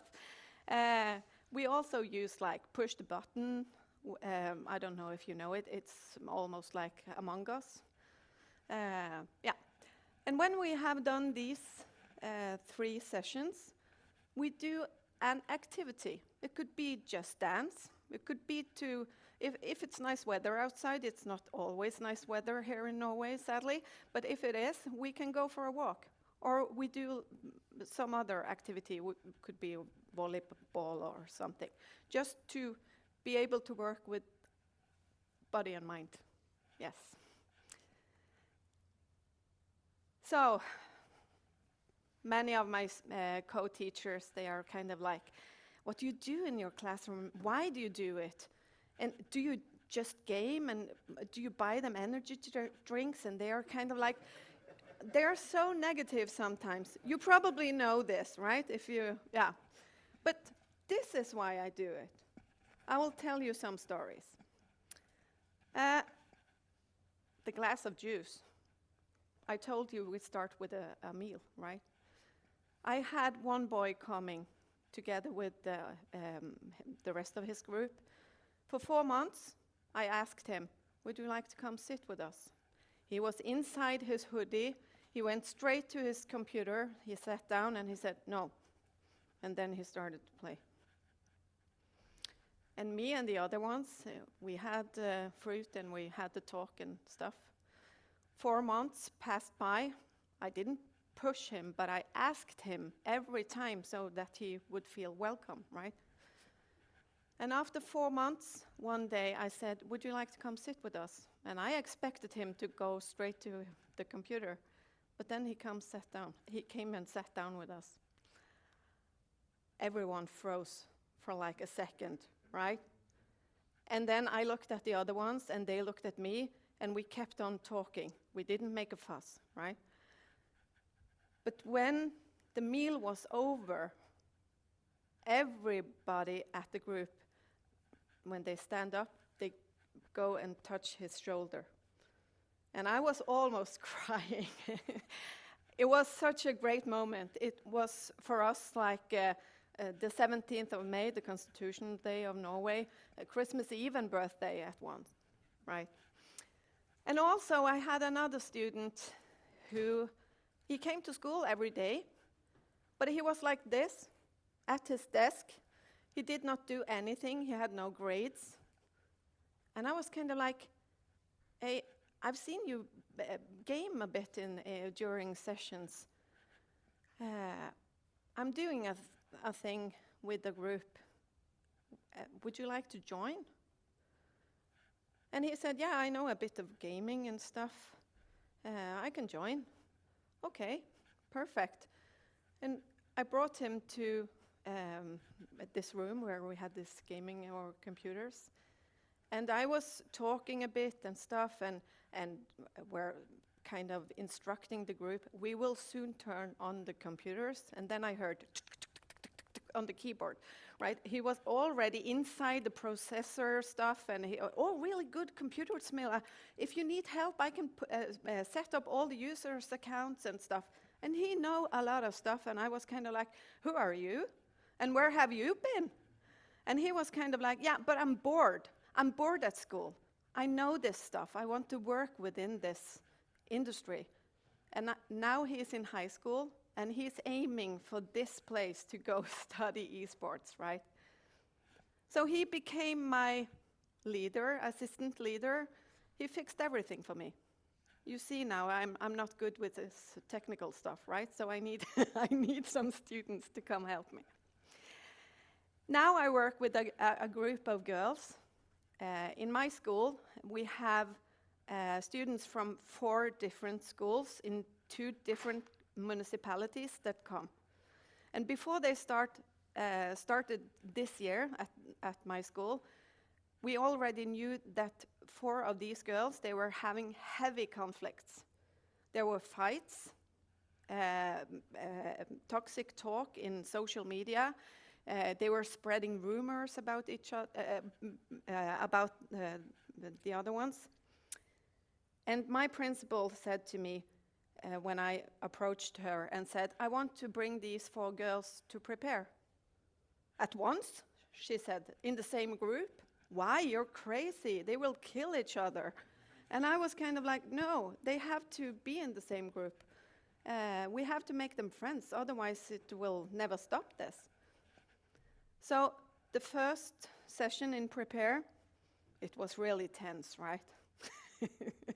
It was quiet, and it was like, yeah, it was like hell froze over, actually, in that room. But then something started to change, and they played games together, and I was speaking with them and stuff, and now they are friends, believe it or not. It's crazy. So good stuff happens when students get to do what they love and being taught in a good way, a way that motivates them. Okay, so what we see, you know all this stuff, right? But we see that the students that attend Prepare, they stay in school now. Not only the days that they are with me or another teacher at Prepare, but even the rest of the week. We see that they have good relations, and also they have more and better grades. Yes. So it affects a lot of stuff. And now it's not only me that's Prepare. This is my team. So I'm so proud and I'm so grateful that these ones want to work with Prepare. And not only from education, but also Elin, that was here yesterday. She is in my board because I would like to bring some sports into Prepare as well. Like I told you, we do one activity that makes the body move, right? And now we also got funding for research. So that's a good validation for Prepare as a concept. We will do it locally first and then nationally after. It will be like this randomized control studies. So very exciting and very interesting, but also a bit scary, right? For the old tiny teacher from the small country, yes. So I think when we have these 4 points, learning becomes possible again. And when the students feel included, and it's a good way of include them, because it's easy adaptable, right? Smaller groups, bigger groups, and all kinds of students. So that's Prepare. And the fairy tale. Yes, Thank you for listening. Yes, thank you very much. The Huntress. Any questions from anybody here in the audience on this? Yes, okay. No difficult ones. Yeah, only easy, only Yeah. softballs, Raphael. Oh. Is it about hunting? Or is it about... No? Well, for starters, I'd like to say thank you. Thank you. Not just for telling us your story, but thank you for taking the initiative and putting in the energy that it requires for these students to sort of understand what their strengths are and where can they actually utilize those strengths. Yeah. And try to provide a platform for a safer environment, but also a platform where they can shine. Because ultimately that's what we want. We want to see them becoming friends. We want to see them, you know, engaged. Yes. The story with the students where you said, you know, he's just not interested in classroom. Yeah. Because it's boring. Yeah. We've heard that before. We've seen that before. And I think we're going to keep seeing it more and more, especially with AI. And we didn't talk enough about AI, obviously, in this conference. But, you know, it's just another enemy of education to some degree. Not necessarily, I love it, but you know what I mean, like in terms of engagement, in terms of learning possibilities. So it's not really so much of a question, but rather a thank you for, you know, putting in the energy, providing the platform, engaging, and yeah, through this, supporting the gaming community and the gamers. So yeah, thanks. Thank you. Good, good. I like you. Yes. Very nice. Anyone else? Yes, okay. Around here. Oh no, you always have the difficult questions.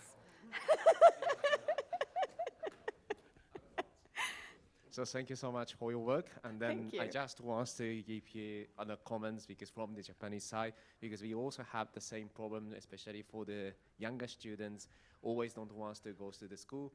And then that's why some of the company try to create the high school for on esports. Yes. And then they can accept all of the students who have some of the difficulties in the normal schools. So that's why now I saw how they act in this school, and then they try to, you know, have the confidence. Yeah. And then they got the job as well right now. Yeah. So that's why I think that this direction is very useful for some students who have the difficulties in the normal, you know, education program, and then the esports can give the confidence for them. So thank you for your, you know, activity. Yeah. Thank you. It is not harsh, right? No, it's not at all. And the student that was bored, he's so strong. He got pulled to like this oral exam in science, and he got the topic human and technology. And he was kind of like, oh, Mila, I can't do this. My life is over. And I was kind of like, what? Why? You know a lot of stuff, because he knew everything about biometry and like 3D printing of body parts and stuff in a medicational way, and AI and stuff. So we set up like a plan for him. And I was kind of like, oh, I hope he will do this tomorrow. But I had my doubts, right? And when I met him the day after, I said, did you go? Yeah, he said. Okay, I said, how did it go? I got a 5, he said, and 6 is the top grade in Norway. So then I cried, right? And I met his teacher right after, and she cried. And then his mother rang me, and she cried as well. So it was a complete mess, right? So if you're a teacher, use games, right? Yeah. Thank you. Thank you very much, Mila. Founder, Prepare. And to round out the morning session, we have the man himself, Subasa, to present on anti-doping regime and human rights. So come on up. Let's get you set up. So which one? This one? Yes. Okay. And then normally... Prepare a harsh question for you. Oh, that is not harsh question. Should I use mine or should I? Because I already sent my PowerPoint, so that's why I can also use mine. Maybe yours. I don't. Okay. Okay. I don't have my laptop. Okay. No problem. I have it. Oh, you have it? Yeah, I have it as well.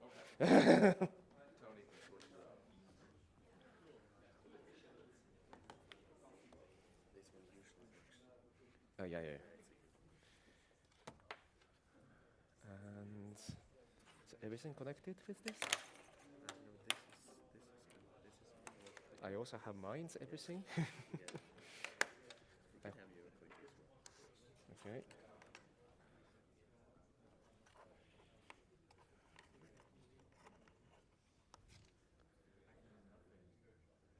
Normally there is no problem.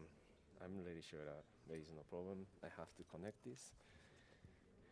Hey, come on, my laptop. What's happened to you? Yes, good. Yes, good.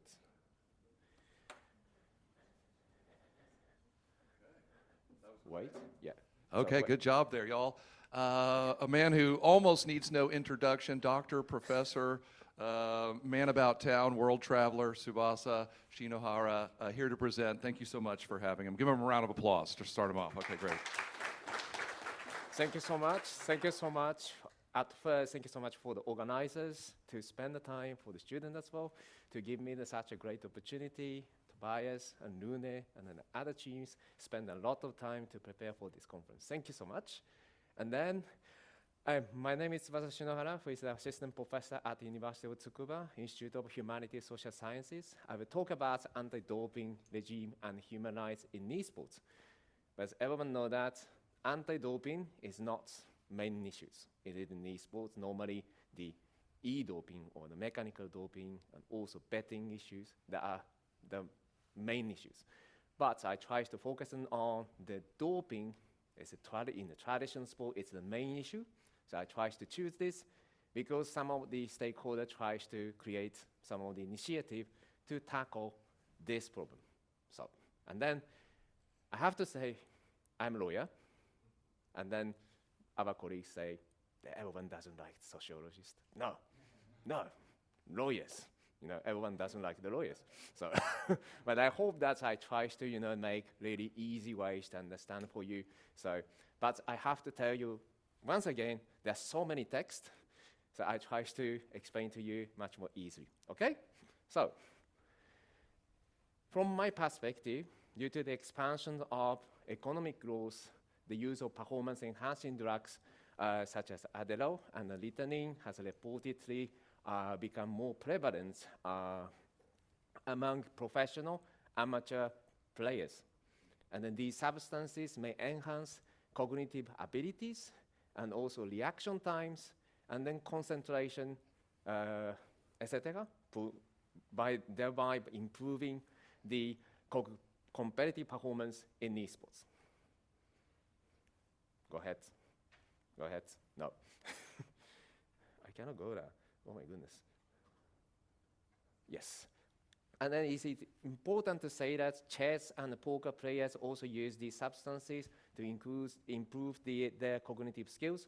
So that's why I think that there is also the relevance between the chess players and also esports players. Okay, great. So, and then, however, the use of the performance-enhancing drugs poses significant risk to esports players' health, and also the damage the public image of the esports ecosystem as a whole. Because everyone thinks that if there is a doping, that is not really great for our ecosystem.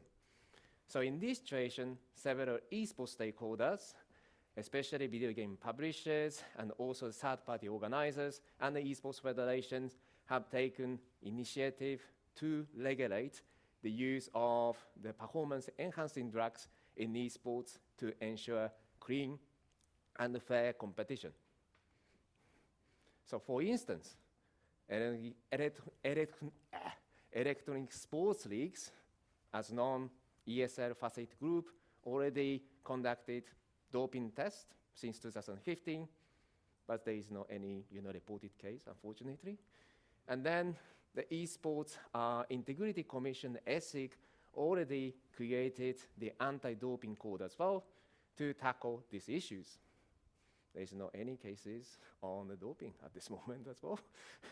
And then the International Esports Federation also created anti-doping code in order to tackle these issues on the basis of WADA code, WADA, the World Anti-Doping Agency. And also sports governing body tries to create anti-doping code based on WADA code, such as FIFA and also World Baseball Softball Confederation. I know that in Europe, the baseball is not really popular, but for us, Japan, quite famous. Do you know Otani-san? That is our, big star, and then he is the really close age as me, totally same age as me, and then he has billions of dollars at this moment because he is a really successful player in the United States on the baseball. And then if you look at the video game publishers, there is two big entities. First, it's the Riot Games already created the specific code, Esports Global Code of Conduct, including the prohibition of the use of performance-enhancing drugs. And then the Zwift also have their own anti-doping policy because they have the collaborations with the Union Cycliste Internationale, that is the UCI based in Switzerland. And then that is the sports governing body, so that's why they need to create some of the anti-doping regime. And then, despite the fact that the esports stakeholders made efforts to prevent doping in esports, it is evident that the anti-doping regime in esports remains fragmented and lacks unified, standardized framework because everyone tries to develop whatever they want. So, but there is the same, common things. They use the WADA code, WADA code. So the purpose, a little bit blah blah blah. I will say in my mouth, it's much better to identify the human rights risk. That is the first purpose for me, and the second purpose, try to strike the appropriate balance between the community interest and also the interest of individuals. The community interest, it does to try to protect the integrity of esports and also protection of the esports players. And then for the interest of individuals, I mean the esports players, it does tries to, protect their privacy or, to try to protect their own rights to dispute their cases against the esports stakeholders. So, but how much time I have? Yeah, okay, great. Okay, great. So doping in esports as cheating to win, everyone knows that. And then some researchers say that it's part of the cheating in esports. And then, however, it is important to know that doping in esports differ from those typically encountered in traditional sports. Because we all normally use the WADA code in traditional sports, and then this code has the comprehensive WADA prohibited list, but some of these substances are not related to esports. For instance, anabolic steroid, testosterone level, and to improve the testosterone level, in the esports players never used. Yeah, I know some of the players try to use, but that substances never improve the esports performances. Just to be right? So that's it. so that's why we have to consider it is really great for it. And then in the traditional sports field, if we have the violation of the WADA code, we can challenge these decisions before the Court of Arbitration for Sports, the CAS, based in Lausanne. I was there for 6 years. And then afterwards, we can ensure that their rights to have the dispute, rights to have some, overturn the decision or confirm the decisions. And then the use of such substances, the performance-enhancing drugs, may damage the public image, as I say. So in response to this, esports stakeholder tries to take initiative to prevent this, real problem. At the same time, that is my perspective, okay? In order to include esports within the scope of sports, we need to develop the anti-doping regime as well, because if not, IOC will not recognize the esports entities as the sports as well. So that's why.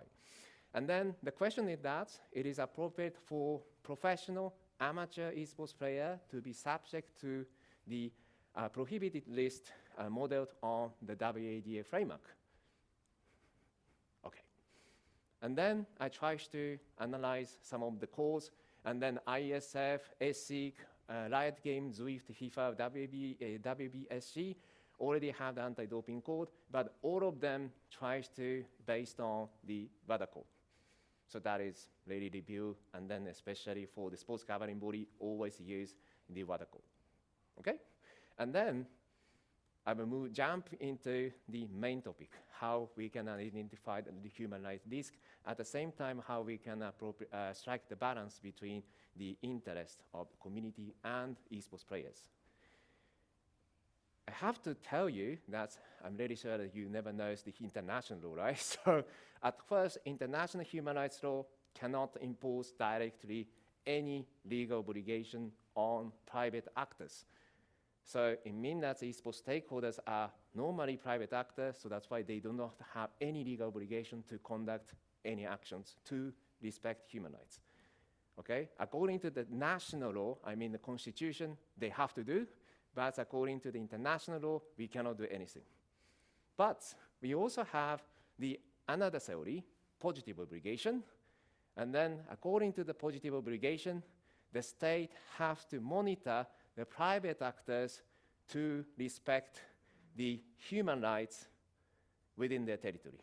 So if not, there is the violation of the human rights, and then state have to take the actions in order to protect human rights. Okay? And then to reinforce this positive obligation theory, we have the UN documents, which has no any legally binding effect. It's called UNGP, United Nations Visions are, United Nations Guiding Principle on the Visions on the Human Rights, which is a very important document in order to identify the corporate responsibility for respecting the human rights in the context of private actors.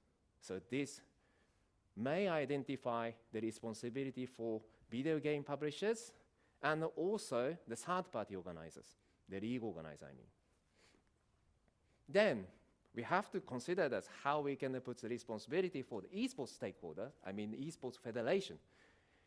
We have another document which is created by John Ruggie, who is the former professor at the Harvard Law School, and then he created this document to apply this UNGP to the FIFA's operation.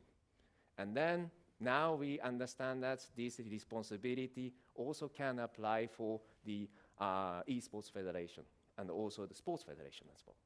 Okay, that is the logic. And then I really want to show you my understanding for the community interest. I mean, the community interest may include the 3 layers. First, fairness of esports competition.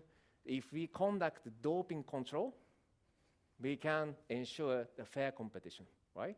And then afterwards, we can also protect the public image. And then afterwards, we can also protect players' health. That is all of them are constituted in the community interest for protecting the esports integrity. And then if you look at the individual interest, I'm really sorry that there are so many texts, right? That is, the lawyers always do that. And then according to the Article 8 of the ECHR, European Convention on Human Rights, it guarantees right to respect for human rights, rights to respect for private life. And then that including privacy as well, data protection as well. And then there's one case concerning the Fédération Nationale des Syndicats Sportifs, that is the French case. It say that it considers whereabouts rule based on WAD code. Whereabouts rule, it means that the players have to give the localization information to the doping officers in order to investigate the doping control all the time. So that's why there is no any privacy normally. Yeah, I was also the semi-professional players, and then it's really difficult to ensure our privacy. So that's why the court tries to consider this case, and then they say that there is no problem. There is no problem, there is no any human rights violation, because we have to protect community interest. That is the decision. And then I try to summarize like this, there is the two interests, one in the protection of esports players' health, and also the maintenance of the esports integrity for the community interest. And then on the other hand, we have to protect the right to privacy and also right to data protection as well. And then we try to strike the balance between these interests. And then from my perspective, according to the case law, interference with the player's privacy can be justified to maintenance the integrity of esports and to protect the esports players' health. And then I also say that we also have to ensure the right to challenge the decisions, because if not, the esports players just, okay, I've been sanctioned by the sports, esports stakeholders, but I don't have any right to challenge this decision. So that's why we have to consider that Article 6 of ECHR, that is, ensure everyone is entitled to fair and public hearing within a reasonable time by an independent and impartial tribunal established by law. And then we, especially in the sports law context, we have the two important cases, Muchan Peshtai and Alireza others versus Turkey. It ensures that the court of arbitration for sports is the impartial and independent tribunal. But if you look at the sports context, we do not have such a court, right? But some of the entity, I want to go here at first. Some of the entity, the Riot Game created this tribunal, dispute resolution for Riot Games esports. And then that's initiative taken by Riot Games themselves in order to solve the disputes concerning the doping, match fixing, some others. But imagine that Riot Game created, Riot Game can sanction the players, Riot Game can hear the decision. Is that independent? No. Impartial as well. No, impossible to say that. And then there is also another, the initiative taken by the WIPO and also the ESIC to create such a tribunal. But normally, the esports publishers, the video game publishers, do not want to be subject to the other control because they have the IP rights. They can do whatever they want, like the Riot Games. So the problem is that we don't have any independent, impartial tribunal when we want to implement the anti-doping regime in esports. So that's why we have to say that like this. If esports stakeholder wants to conduct doping control, they must ensure the right of esports player to fair hearing to challenge the decision. If not, that is violation of the human rights. So that's why it's really difficult to implement the anti-doping regime at this moment in esports. So that is the legal analysis from me from the human rights perspective. So, conclusion. Implementation of anti-doping regime in esports may be justified in light of the Article 8 of European Convention on Human Rights because we have to protect the players and also the integrity of esports. On the other hand, if you look at the legal remedy, we do not have it. So that's why we need to establish the impartial, independent tribunal in order to protect the players.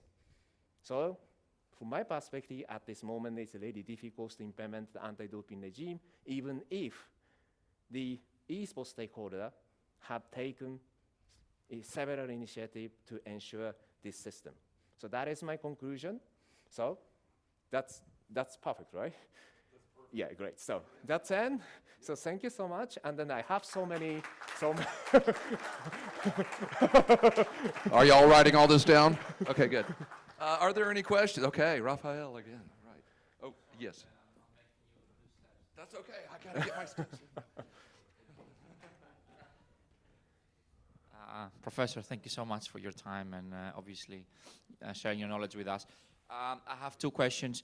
Number one, you mentioned something about betting at the beginning of your story. And I've been having some conversations with some orgs in esports and how hesitant they were to sort of collaborate with betting companies and how that will harm their image. But now all of a sudden they've changed and they're like, yo, it's a great opportunity. We need money, so let's just do it. Which apparently it's not going to harm their brand anymore. So what is your thought on that? And question number 2 regarding the betting, regarding the control. I mean, how difficult is it? Because obviously it can't apply to every game, right? It can only apply in competitions where you sort of can have like a doping, check after the competition has taken place, similar to football, if I may say, or whatever other sports. And when do you really feel the need to initiate that check, right? What are the odds that you will do it, or what are the criteria, or what are the, oh, I'm seeing this happening, this is odd, we need to check, right? Is it performance based? What is it exactly that creates those opportunities? Thank you. Thank you so much for your questions. And then, concerning the first questions, and then I talk about anti-doping. I did not talk about betting. So it's a little difficult to say at this moment because I don't have, enough research on this. But concerning the betting, it's a little quite difficult because there is the really close relationship with the esports industry, and sometimes the esports industries try to earn money from the betting companies as well. But look at the Japan. Japan, normally we cannot do betting. That is completely legal according to the penal law, the criminal law. So that's why we cannot do, but there is 5 exceptions. 5, the sport, not sports, but the horse riding or some others, we can do the betting. So it depends on the states concerning the betting, how we can, consider the, relationship between the esports and the betting. So that's why, at this moment I cannot answer. Okay? And then concerning the second questions, and then how we can ensure, I think that how we can ensure the investigation of anti-doping, right? So that's point, if you look at the system of the esports industry to create the anti-doping regime, we just, I should not say this word, but I have to say, it's like the copy and paste of WADA course to the esports context. So that's why they also create some laboratory to investigate anti-doping at the urine sample, blood sample, to examine it, especially for the Zwift policy, Zwift anti-doping policy, create that like this. But I've never seen one case. I've never seen only one case on anti-doping cases. I mean, so that it means that it's really difficult to conduct the investigation of the doping control, and then we never have any cases at this moment to solve these cases as well. So that's why, that's formally creates the framework in order to be accepted as a sport from my perspective. It's good? Yeah, absolutely. Your question is a little bit tricky. No. But it's a really great question. Thank you so much. Yeah. Yeah, his question might be tricky. Mine might be dumb, so we'll go with this. So I'm not a lawyer, obviously. Yeah. I was curious about the sort of right to challenge based on Article 6, because to me my understanding is that relies on an element of sort of criminality, whereas this is more of a case of a civil dispute between a business and a person. Yep. Previously, when I've been involved in this type of stuff in the industry, actually the right to appeal has come through consumer rights law and right to access to products, which meant that when I was working at EA, we could ban anyone we liked from America because it didn't matter, but people in Europe had slightly more right to appeal. So I was just wondering what your thoughts are on like why Article 6 in particular versus other avenues. Yeah, thank you so much. And then, that is really obvious that the Article 6 includes the 2 limbs. First is the criminal limbs. As you mentioned, that is directly related to the criminal cases. At the same time, we also have the civil cases. So if we talk about civil cases, we have to find the relevance between the case and, the financial economic nature. If we cannot find it, we're going to use this right. And then And then if we can use this slide, afterwards we have to see how we can ensure the legal remedy for the business person as well. But afterwards we have another question on the arbitration. This arbitration, it means that is a private party that is not established by law. That is the private dispute resolution system. But for the sports case, the Court of Arbitration for Sports, they are established by private entities, by the IOC, but the courts consider that is also the tribunal. So that's why we should ensure the athletes to make the challenge against the decision rendered by the sports governing body. So I think that we can also use the same directions for the esports as well. That is my understanding. Good? Well, thank you so much to you, Sir Shinohara, and to Ahmed Gamal, Trude Holm, Mila Haigra, for this yet another wonderful chapter. We have lunch now served. I also have another 5 minutes. Okay. In order to present the. Yes. Yeah. Yes. So thank you so much for your time. Because I think that you want to eat lunch, right? But I have to do because the year-end conference. Yeah. Yeah. So I'm the conference chair for the year-end conference, the 2026 in Japan. And then we will organize these events in Tsukuba University, that is my university.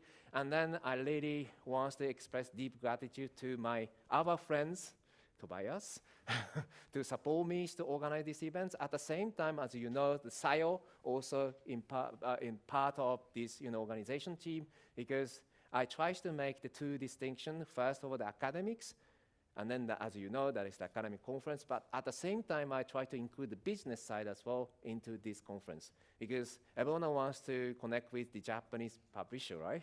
So I try to invite Konami and Sega and also the Japan Esports associations, and also SIO tries to make the approach to the another Japanese video game publisher as well. It's a Bandai Namco as well. So that's why then we try to make a lot of efforts to organize these events. So I hope that you will join. You still have the time for the proposal. So until next week, you can submit your proposal abstract. And then, yeah. You should not send any paper, okay? So we don't have the time to review at this moment. And then I have to say that I'm not involved in the reviewing process because I have to make sure that the interest of conflict, so I need to be really neutral for everyone. So, yeah, so that's, I will not give the spots for someone who is really close, okay? So just based on your academic, basis, and then afterwards, we will decide who can be the presenters in our conference. And then you can also register from the 1st May. This is. And then overseas participants normally can use this QR code in order to register our conference. At the same time, I also create another sections for the Japanese residents because of our yen. Japanese yen is not so strong at this moment. So for instance, I have to pay double in order to come here as well. Yeah, it's like the 5,000 euro. So that's why I try to create the two sections. First for you, because that is the half price. Everything is half price in Japan for you, okay? So it's really great. So you can drink a lot of alcohol. So no, you should not.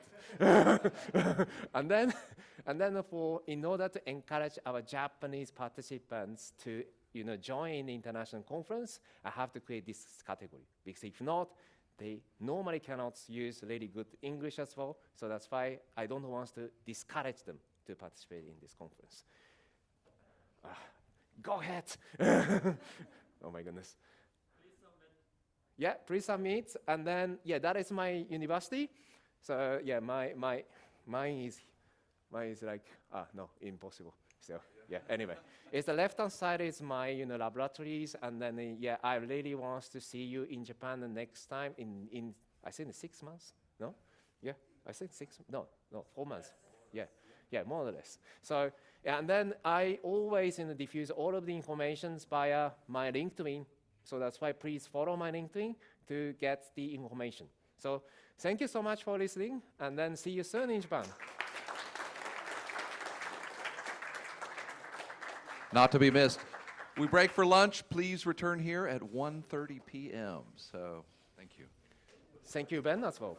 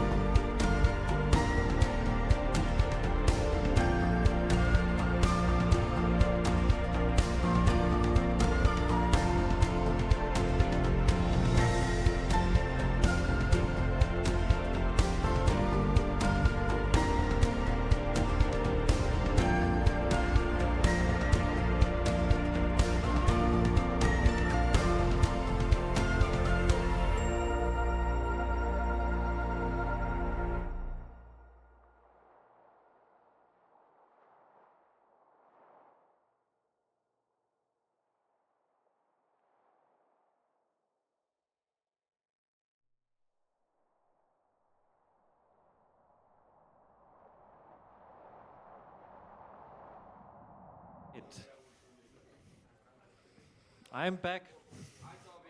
Hi. I had a lovely person taking care of me. Thank you, Ben. He did a great job. He did a great job. Absolutely, yeah. Don't do it, because they'll make you do it again. So he can take over. So, yeah. No, it's okay. Thank you. So next year you do the whole field. All right. Let's get to the last session we have. And we have Guy from Australia, Sydney, a long flight. And I heard that everybody made it even longer for you. Yeah, it was a long flight. As always. But I'm here. But we are grateful that you're here and presenting your work.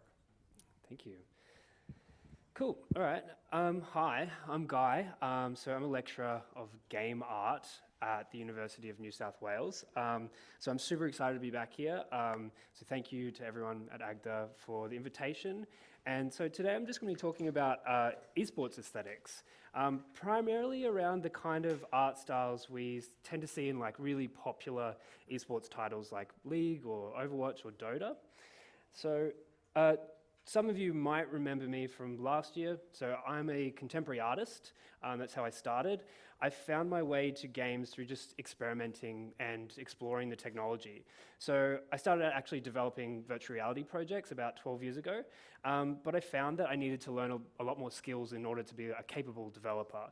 So I learned how to 3D model, I learned how to light things, I learned how to sculpt, write basic logic, but also, I went a little bit fast there, let me go back. But also I learned how to art direct, and that's probably the main thing that I learnt during that time. And so this art direction skill actually started making me look at games differently. So you probably know a lot of these games. And beside the design and the game loops that are in them, there's something else that's similar about them, and that's the art direction. The aesthetic has a lot of like sharp edges, has a lot of hand-painted textures, sort of a medium level of detail, and it has very specific color values. And what I started to notice was that, particularly in esports games, we're moving to this aesthetic, which is broadly kind of called a stylized aesthetic. But I don't really like this term because there are so many deliberate choices in this art style that separates it from other stylizations. It's not Breath of the Wild, it's not Animal Crossing, it's not Mario Odyssey. It's its own kind of subcategory, and that's something I'm really interested in teasing out. And the reason I started asking this question was because when I started writing the game art minor for UNSW, I had to go back through all the old games that I grew up with. Now I'm an 80s kid. I'm sorry, a 90s kid. I unfortunately didn't get the NES experience, the Doom experience, the Quake experience, unfortunately, or Wolfenstein 3D, even though I ended up playing them. Instead, I grew up in the boom of narrative single-player games and that kind of like early multiplayer, so Half-Life, Spyro, Age of Empires, Halo, RuneScape, and so on. And what I noticed was all of these kind of games have this really like unique art style that makes them different and like sells it to the consumer, but also immerses you in their world much more so than this kind of other style that I started to see in esports games. So this question kind of popped up, and it's like, why do the most popular esports games share such a similar art style? And like, why don't we see the same kind of art direction risks that were taken back in the early 2000s? Why now do we have this kind of really homogenized style? So I thought this was something that you might be interested in, and we're going to play a little game here. We're going to make an esports game style. So if you'll indulge me, we're going to create it, which is something I do with my students in my game art courses, where we use game art analysis to kind of come up with these styles. So we're going to go with like probably the most popular game design style, the MOBA. So we'll do a MOBA, a multiplayer online battle arena, for those of you who don't know that. And we're going to call it something very basic, but we're going to try and avoid a lawsuit. So maybe Champions of the Arena, something very vague. And then because we're in Norway, let's choose a really like, I don't know, apt character. So maybe a Viking. Let's do that. And so we're going to use a market analysis. So we're going to take League of Legends as our main kind of case study because Mobile Legends and Arena of Valor, which are really popular as well, kind of the same style, really. And so as an art director, we need to choose a form and a style, a color, and a theme. So these are really loose terms. Obviously, we go into a lot more depth if we're actually making the game, but for this 20-minute presentation, let's keep it really clean. So let's start with form and style. So although we'd usually take a lot longer to do this, we're going to use this slider. So this is a slider of cartoon to realistic. We can see that we've got a really different range of characters where the artists have gone in one direction or the other. And we do this which is called, with something called shape language, which Ben Bays talked about yesterday, which is really good. So now you don't really need to know much about that, but we'll talk about that anyway. It's this idea of applying a basic primitive shape or a simple form to different characters in order to get a coherent kind of style. And so here's Bluey, the video game. So some of you might know Bluey.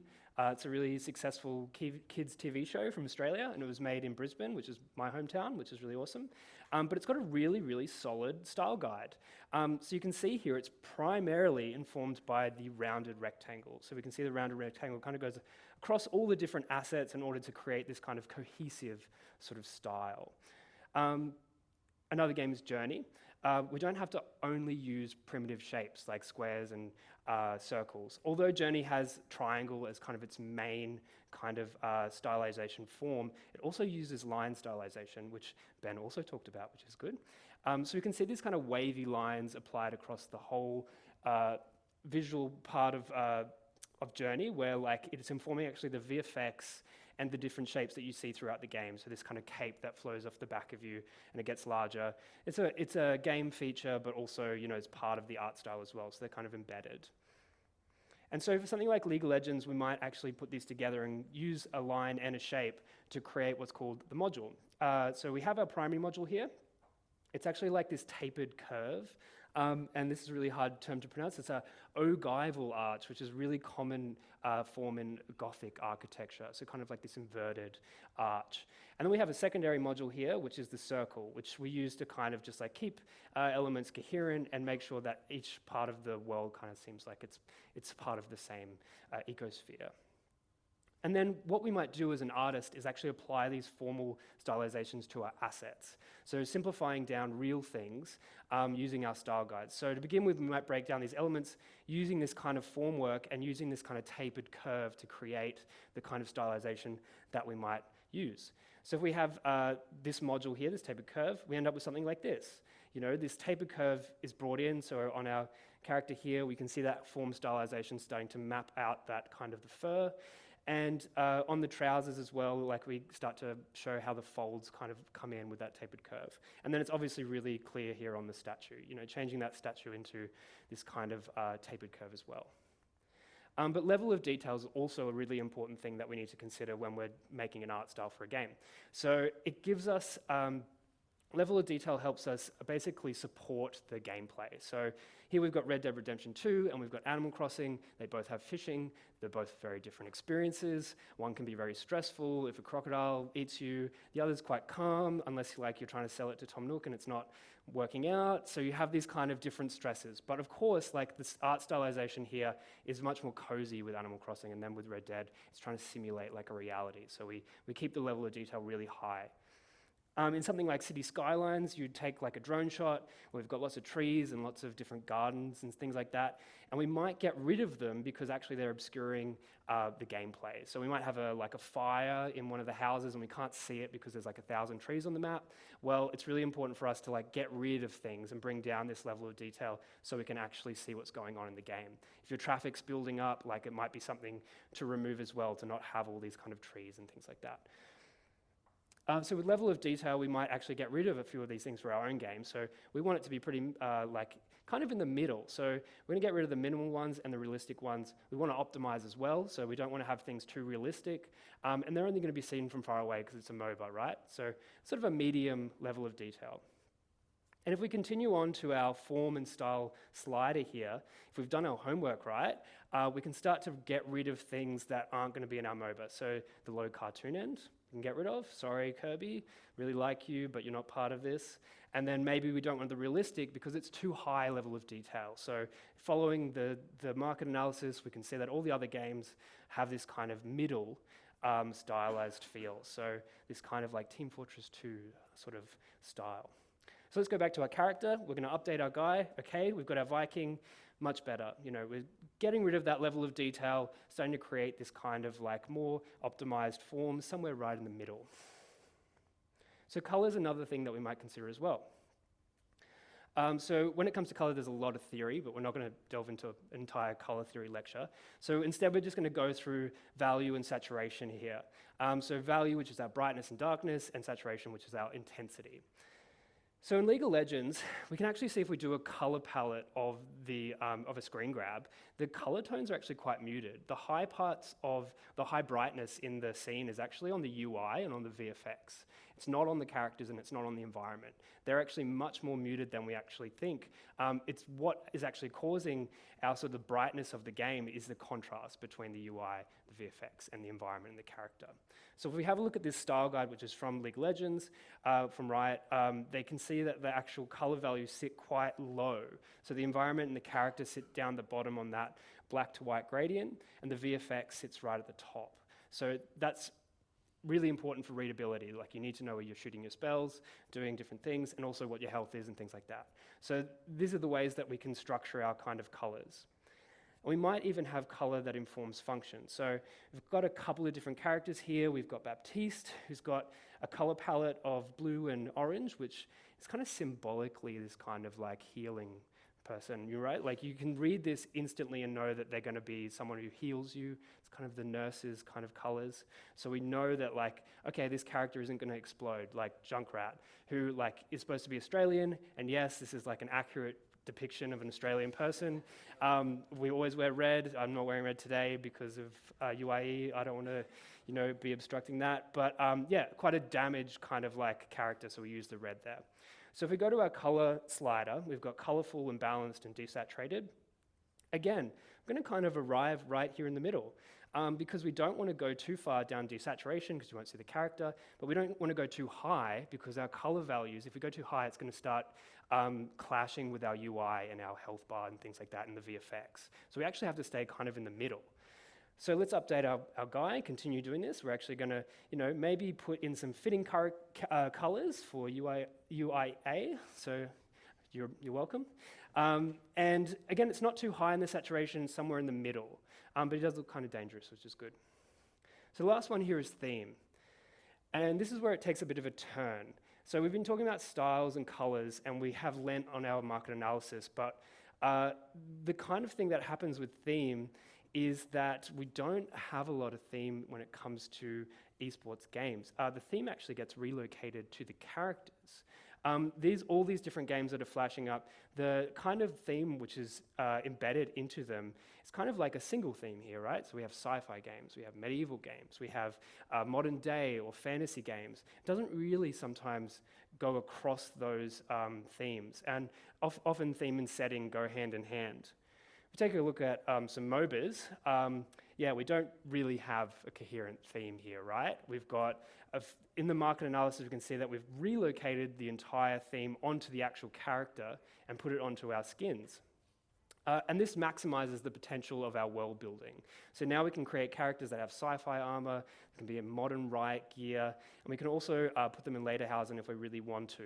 You know, we don't have to limit ourselves to this kind of theme that other games do have, that kind of singular theme. And this creates a kind of homogenized aesthetic. So our art style should now flatten out all of these themes, and it's really common across esports games that we have all these different kind of themes embedded into the characters, and it flattens it out, and so the style should be flexible enough to kind of allow for that flattening. And what we actually get is this melting pot of styles where the games and the skins essentially re-theme our characters. But it's also kind of like problematic, right? Now we're starting to turn to stereotypes in order to create these kind of themes. And like, you know, maybe we start leaning on culture that, you know, we're not really across. So, you know, is Olaf based on this, I'm going to really butcher this, I'm so sorry, Tuslander, is that right? Okay, somewhere in the middle, which is the helmet plates, those ancient helmet plates, which are the first kind of like origin of this berserker character. You know, is Timo based on Chibarashka, the Russian cartoon? Maybe, I don't know. There's also, John Silver from Treasure Planet. Is that Gangplank? And then we're not going to even talk about anime because that kind of like, it's everywhere, right, in esports games, and it doesn't have one singular kind of reference point. There's so much of it. But anyway, let's keep updating our character. So we're going to have to pick a appropriate skin. Well, we've got a Viking here, so Norway, so appropriately we should dress him in an Australian hat and a barbecue and a spatula. But you can see this kind of effect of this. Suddenly our character mixes the two cultures together and the style flattens it out into this kind of stereotypical mashup, a collage. But why would we do this? Well, it's kind of important because it actually relates to the game model. So the production model that was so ubiquitous in the 2000s, which was the annual release, cost so much money in labor. So you had to make a game every year. Well, Call of Duty was pumping out these games every year and pouring money into that labor side of things, which was asset creation, VFX, animation, all these different things. And that annual release strategy was really flawed. Like, it made people burn out. It was unsustainable. What if you had a bad sale? You couldn't recoup as a studio. The freemium strategy depends on a homogenized style. It's really essential because in the first year of League of Legends, they made over $1 billion in skin sales alone. And that's a huge amount of money for a studio to then keep working. So the freemium strategy was, it was a bet, but the homogenized style was essential for it to work. But it also has this kind of global appeal. Like, combining all these styles, it gives this international kind of appeal where you have so many different themes that one of them's bound to land with someone. So someone might see something online and go, oh, that's a really cool character. Well, I'm going to play that character now. And I'm going to go into the game because it's free, right? And so there's no barrier to entry there. But also a really important part here is gameplay. So the assets has to be really readable in order for viewership, and that's part of why League of Legends was so successful as an esports game, is because you could read it and then the viewer could also read it as well. But there's cons to this.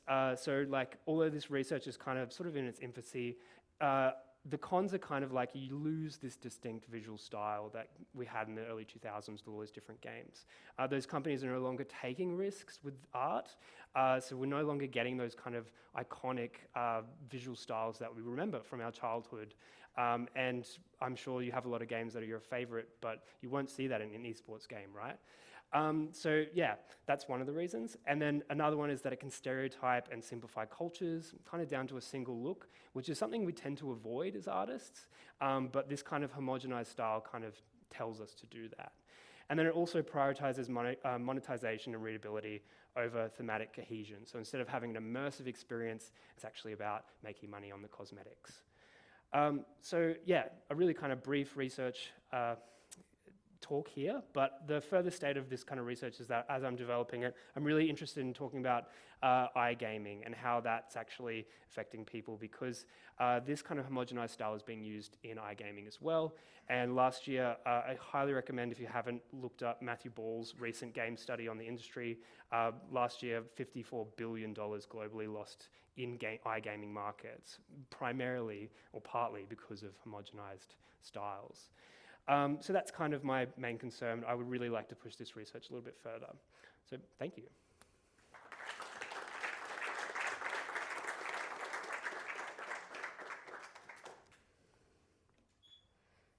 Yeah, thank you very much. Questions?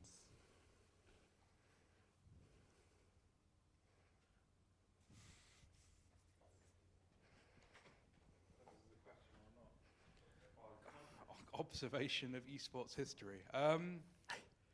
Yeah, so we do see this wide variety of incredible styles still happening in games in the indie scene, and not so much in the AAA space. Obviously, most games pushing to be esports are trying to go big market, big money, free to play, that kind of stuff.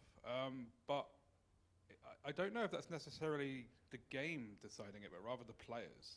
As a former Quake player, have you heard of PicMip settings? No. So we used to just go into the console and turn off all the textures because it was the most optimal way to play. Yeah. And the players kind of like demand this stuff: higher FPS, lower distractions, low art fidelity. Sure. And I think it's not necessarily you're right, you did mention it here in some of this, but it's the players wanting this extreme visual clarity as much as possible. I think League of Legends is messy to look at, actually. I don't like the game visually. I liked it before they changed it, way back when before they did the stylistic overhaul. To me, Dota is an easier to read game. Controversial maybe, but like it's what the players are wanting that's kind of forcing this homogenized state, I think. I mean, at least that's my kind of take on it. Yeah, sure. Really a No, question, I guess. Look, I totally agree. I think it's a really complicated and kind of like, yeah, it's a really kind of messy field because there's so many different games, obviously. I think one of the main reasons I was interested in this as well is because, like, you know, the games that I liked, I'm a big RTS fan, and like Age of Empires 4 came out, but they went with that style.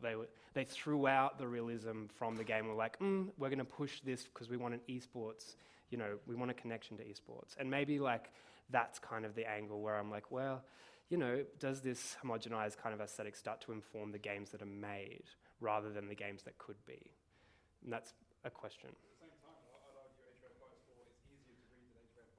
Yeah, for sure. But do you have the same immersive experience in maybe like single player, or maybe, you know, there's all these kind of questions about what the purpose of the game should be. Yeah.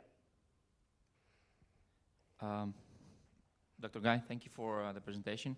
You're welcome. And thank you for coming from Australia to Norway, obviously, to You're present so your... welcome. Yeah. Appreciate you for that.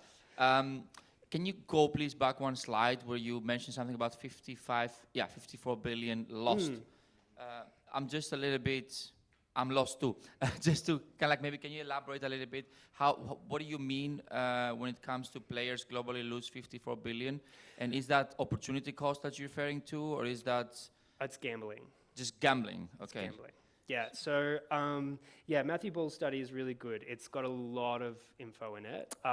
So it's basically a full, market analysis of the game industry. And iGaming, which is becoming increasingly popular, really popular, is starting to creep up on this, people are losing a lot of money due to iGaming. And there's dark patterns in those games that enable addiction. It's the same kind of dark patterns that we see in mobile games. And they want people to be continuously kind of addicted to these games. And the homogenized style, again, this research is really in its infancy, but I do think it plays a part. You know, you go on those iGaming sites and there's a whole bunch of different themes, kind of like going to the pokies, we call it in Australia. There's poker machines. And you go in there, there's a bunch of different themes and you want to choose the one that appeals to you most. It's kind of like going back to pinball when they had different kind of skins on the pinball machines. So this art style then becomes about, well, what theme do you like and how can I take your money, you know, using that theme? No, this is brilliant because I think I also had a question before, but it's just in relation to how this will influence in the future relationships between gambling companies and esports organizations and ultimately fans, and how will we see it, right? So it's great that you are sort of, you know, mentioning it here. Thank you so much. Yeah, absolutely.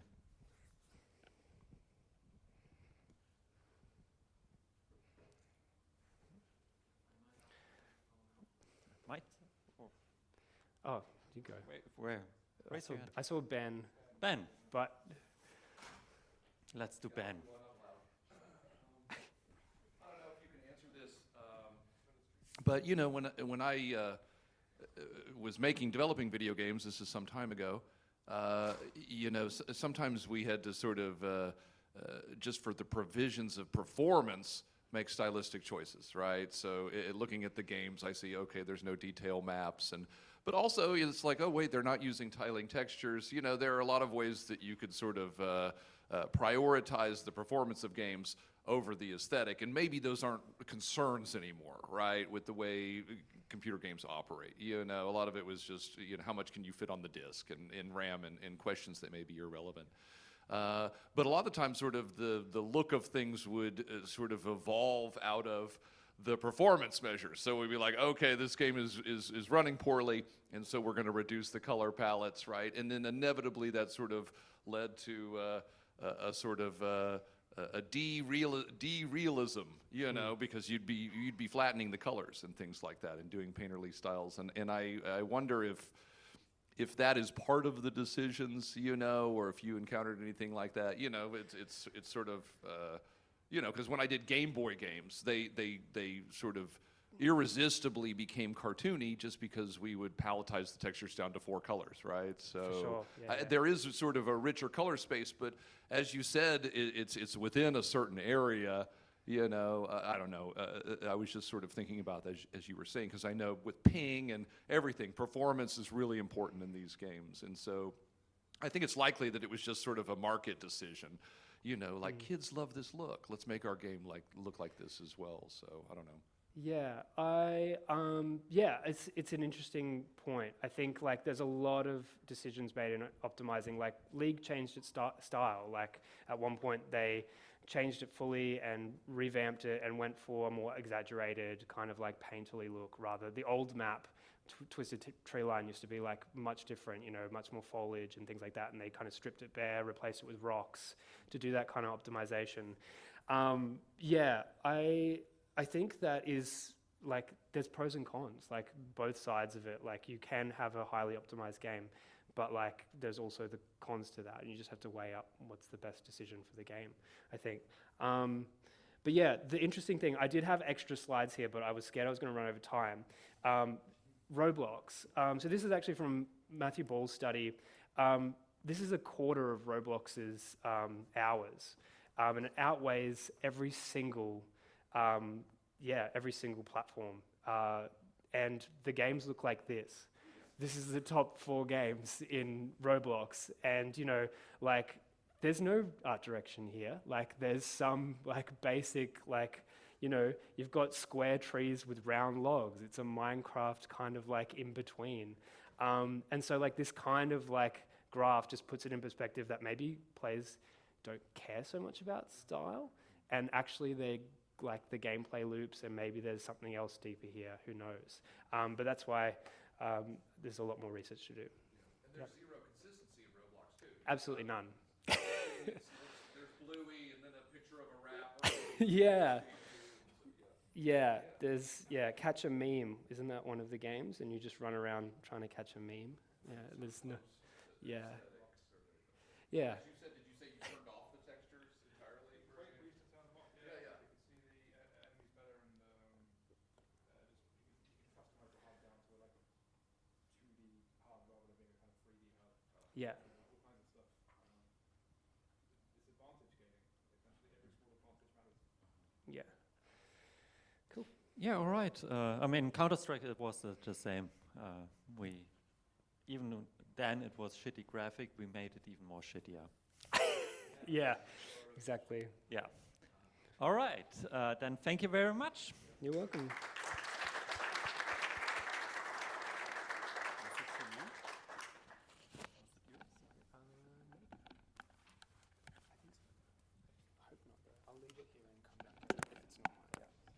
Okay, Sturla.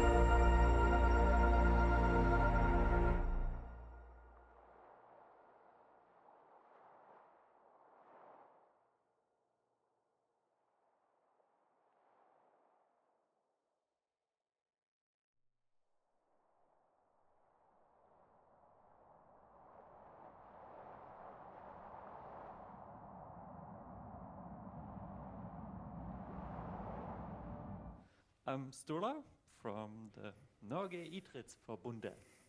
No. Oh, it's not. almost. Almost. At some point, I will achieve it. Yeah, very close. Thank you. Yeah, 50%. So how many Norwegians are still here? All right. So part of the message today, I guess it's well known, probably, but I think I also have a secret side from Norwegian Sports to all of you. My name is Sturla Frøland. I work as the head of innovation in the central digitalization department in Norwegian Sports. Basically, we're a bunch of people who try to embrace technology and to create both a better sports environment and also a better society through technology, and also to include more people into our activities. So today I am going to tell a little bit about that side of Norwegian Sports, and I'll also show you what the forces we're up against, and that we're taking the battle and how we do it. So we're actually a non-profit organization. From what I understand from the rest of the sports world, that's not maybe the most common way of organizing sports. But basically, when I go home to my neighborhood, all of the sports activity are organized by parents.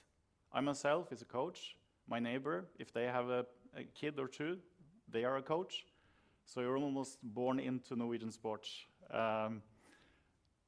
Don't know how common that is in other nations.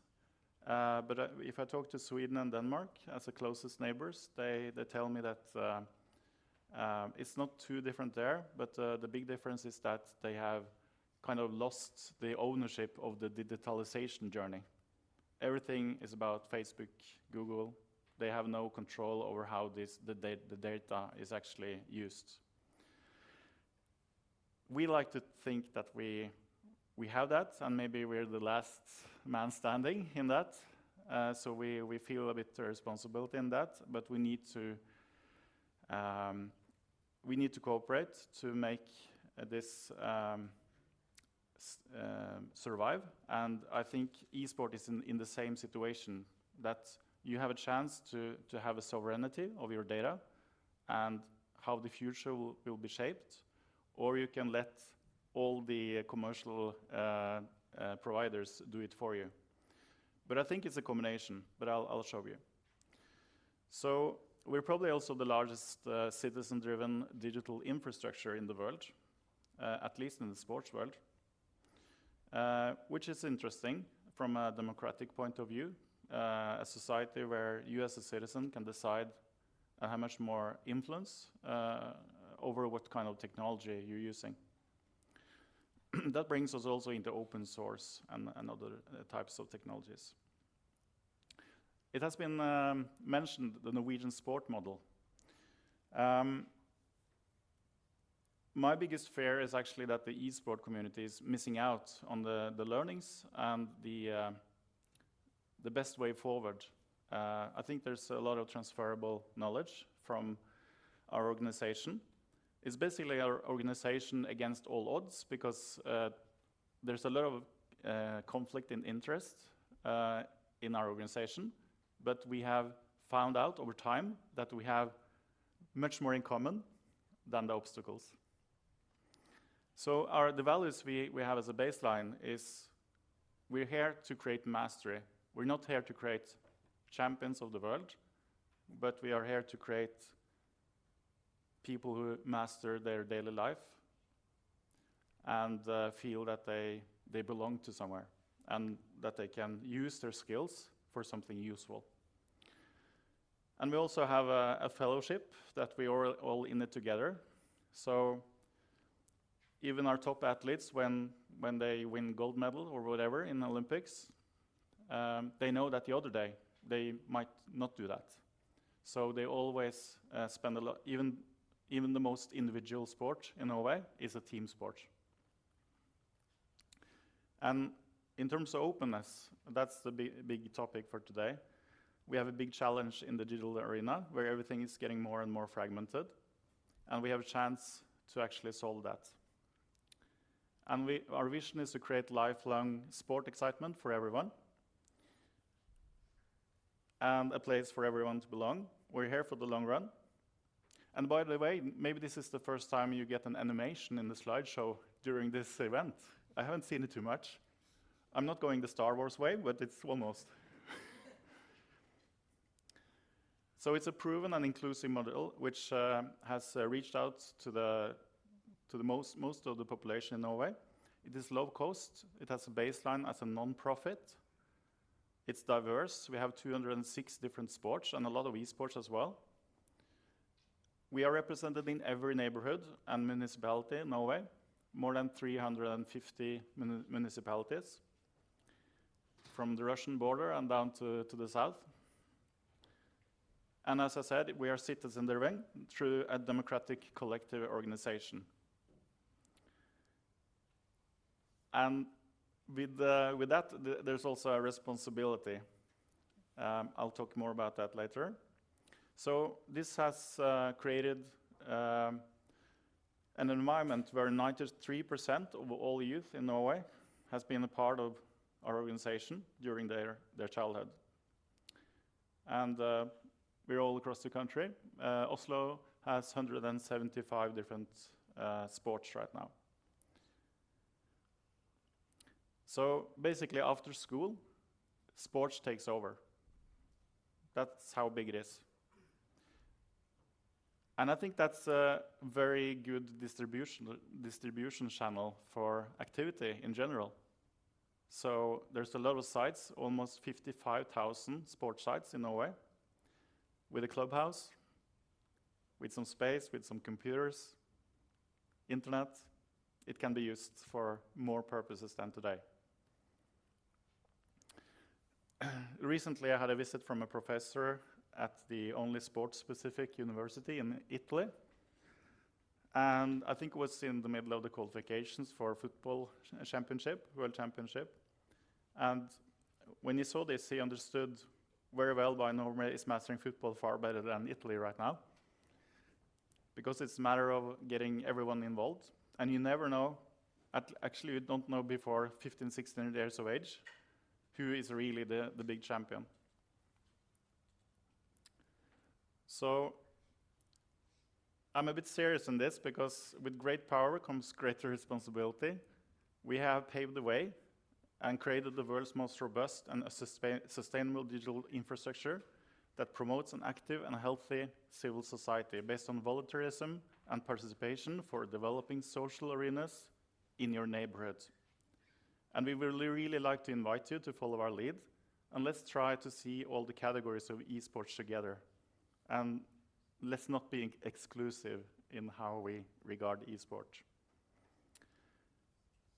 We are trying to create trust through responsible, open, value-driven governance and the ownership of data and services to the activity organizers themselves so that it can be shared to schools and other parts of the society and not being closed in. So what are the forces we're up against? I think I'll give you some examples, but I think we're winning if we stay united. And I'll show you some examples on that. This is how the situation is today.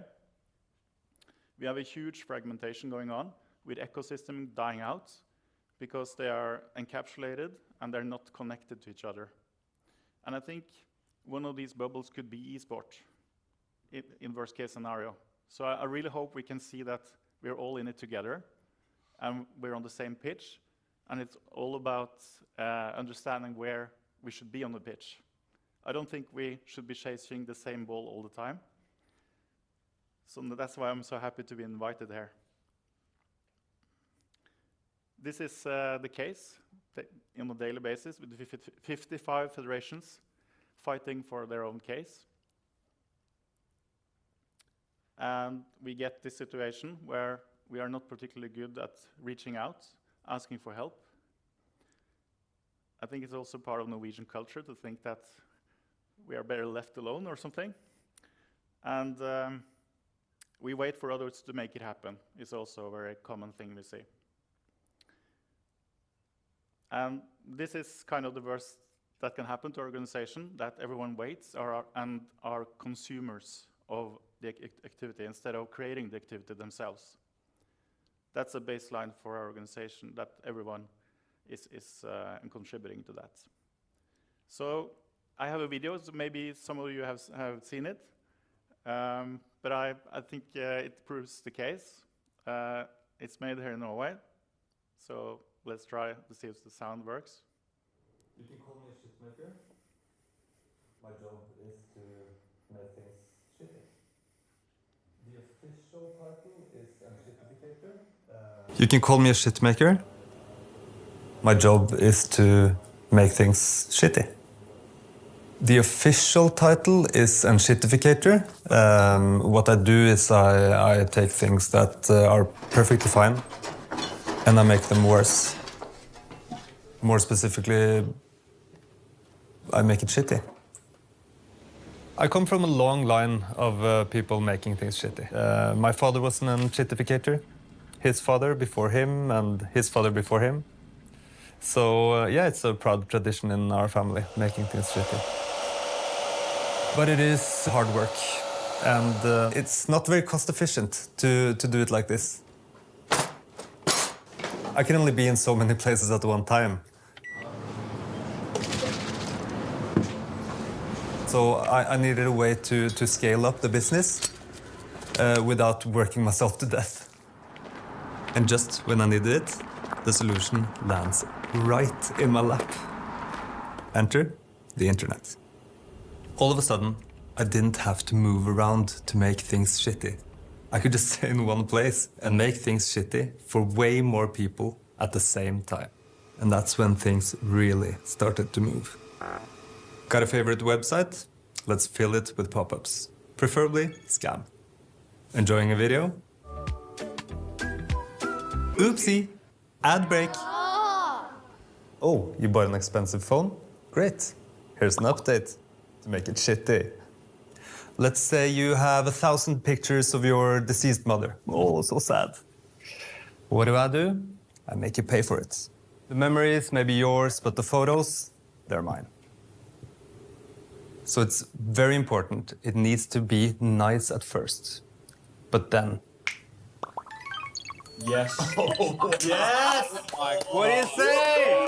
Okay. Woo! That's what I'm talking about. Yeah. Woohoo! Finally. You're not happy with the way something you really liked turns shitty. What do? Contact customer service. Here, talk to completely useless chatbot. No human available. Here's my favorite part. Let's say someone starts an alternative service. What do? We buy them.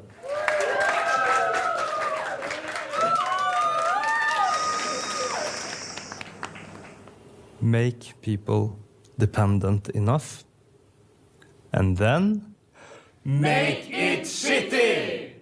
You, sell me a car. Well, it's great. Sold. I'll buy your car. Now what? I don't have any more money. You have me in the palm of your hand. You can crush me. So what do? Updates. Radio, premium feature.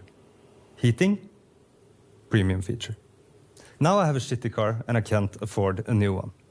But what I can afford is a small monthly payment. Make it shitty! The future? The future is looking bright. Braking is now a premium feature. Please enter your credit card details. So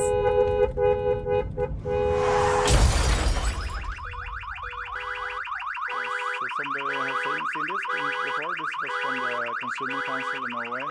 They're fighting on behalf of Europe, I would say, towards some closed ecosystems, which makes it very hard to actually share our activity in Norwegian sports. It's actually closed in to those ecosystems. Let me see if I can conclude this. Yeah. So basically, we've been around for a long time, and most of the digital work started with the Lillehammer Olympics. So the Olympics actually was a point in time where we felt gathered and that we had everything in common. And after that, it got more and more fragmented. So maybe we need a new Olympics.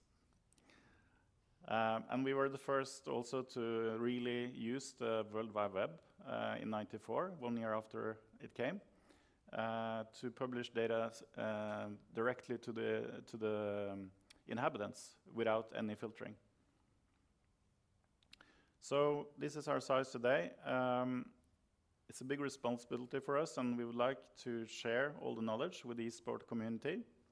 And just to finalize, I would show you some examples of our journey into eSports. This quick example, I think it has sound. This is from the Sailing Federation. You have a digital twin as a coach, where you actually learn to do the sailing. Excellent. Before you do a tack, release the sheet with your index finger. Start the tack by pushing the rudder away from you. To go through the wind, keep pushing the rudder away from you. Now when the boat starts to turn, steer all the way through the wind. Duck for the boom, and as the sail fills with wind on the next tack, pull the rudder back to the black center line. Release the rudder when the boat sails straight on the white line. Release the rudder with your index finger. Move over to the windward side and grab the rudder again. Steer with small rudder movements to stay on the white line. When you're going upwind, keep your sail trimmed aligned to the black mark on the stern. Focus on... Perfect example on how we embrace new technology, and it's kind of the sport version of eSport, or if you can call it that. And it's a natural starting point for our organization. Sorry, let's see.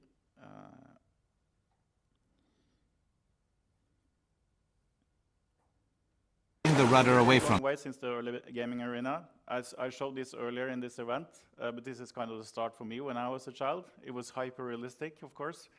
And this was a perverse computer game who created killers among all the youth.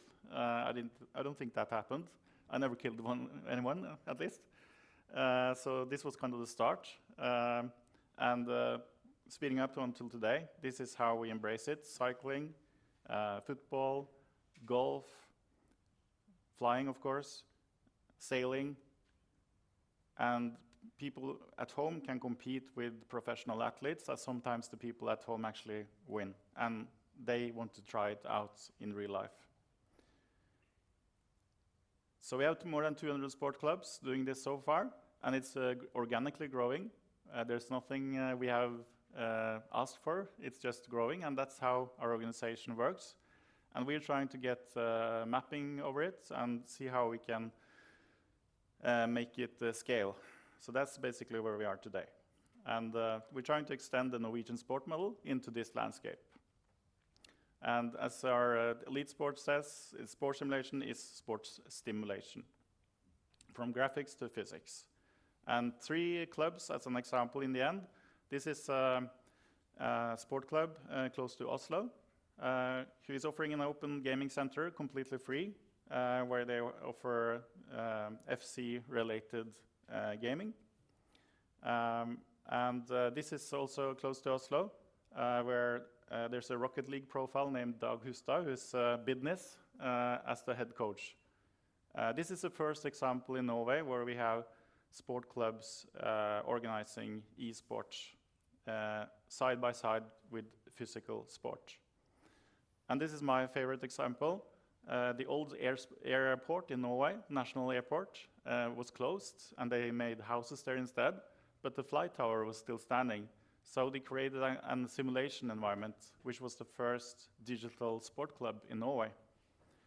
And you can actually become a real pilot through it as well, but many people just do it virtually. So without this innovation, we will stagnate, and then we will be irrelevant. So we don't want to be those people. So this is maybe to the Norwegian audience, but to everyone out there. Start your eSport initiative in a sports club near you. That's, there are 8,991 to choose from, and we have only one eSport. We have 800 clubs in Oslo, and only one of them has an eSport offering so far. So, and this is our entry point. We have, of course, like everyone else, an app, but this is actually the only app who shows the whole offering. And then we can create services like this, like a Tinder for matching you, a matchmaker for activity, and that can also include eSports. So I think I'll conclude there. Thank you very much.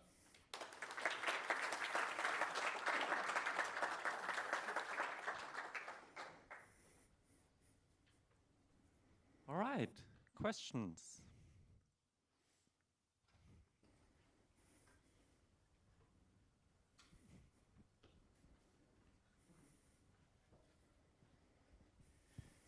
Thank you so much for your presentations. And yeah, concerning in the context of Olympic studies, this, you know, you work a lot. I think that you have to work a lot in order to include esports.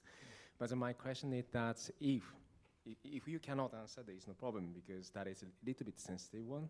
Okay. But if the IOC started to announce that they will not start the Olympic esports games, can you take initiative without IOC's announcement? That is the first question for the esports for me. Yeah, thank you. Okay, answer that first, yeah? Yeah. Yes, of course. Most of our activities out in the grassroots are not Olympic sport. So I think in that logic, esport goes very well in that term. Only a few of our sports activities are qualified Olympic sports. All right. I think most of the people want to enshittify their life. That is definitely the case. But it's definitely something where we are really grateful that you are here talking and sharing what you're doing. Because especially what you are saying with Norway, where yes, we have a lot of stuff happening, but we are completely fragmented. And that is something as well where I was really happy about the Norwegian Esports Summit as well, where what we were talking about all those topics and how everybody was working more and more together. And I definitely see a future there, and maybe picking up on what Tsubasa was also saying, okay, maybe we can create a Norwegian model for sports, esports, and someone else is copying us then. Yeah. All right. Then thank you very much. Thank you.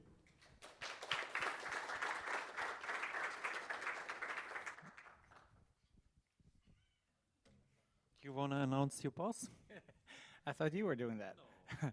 Well, thank you, and for everyone here, sorry I haven't been here all day. I'm supposed to do another job as well.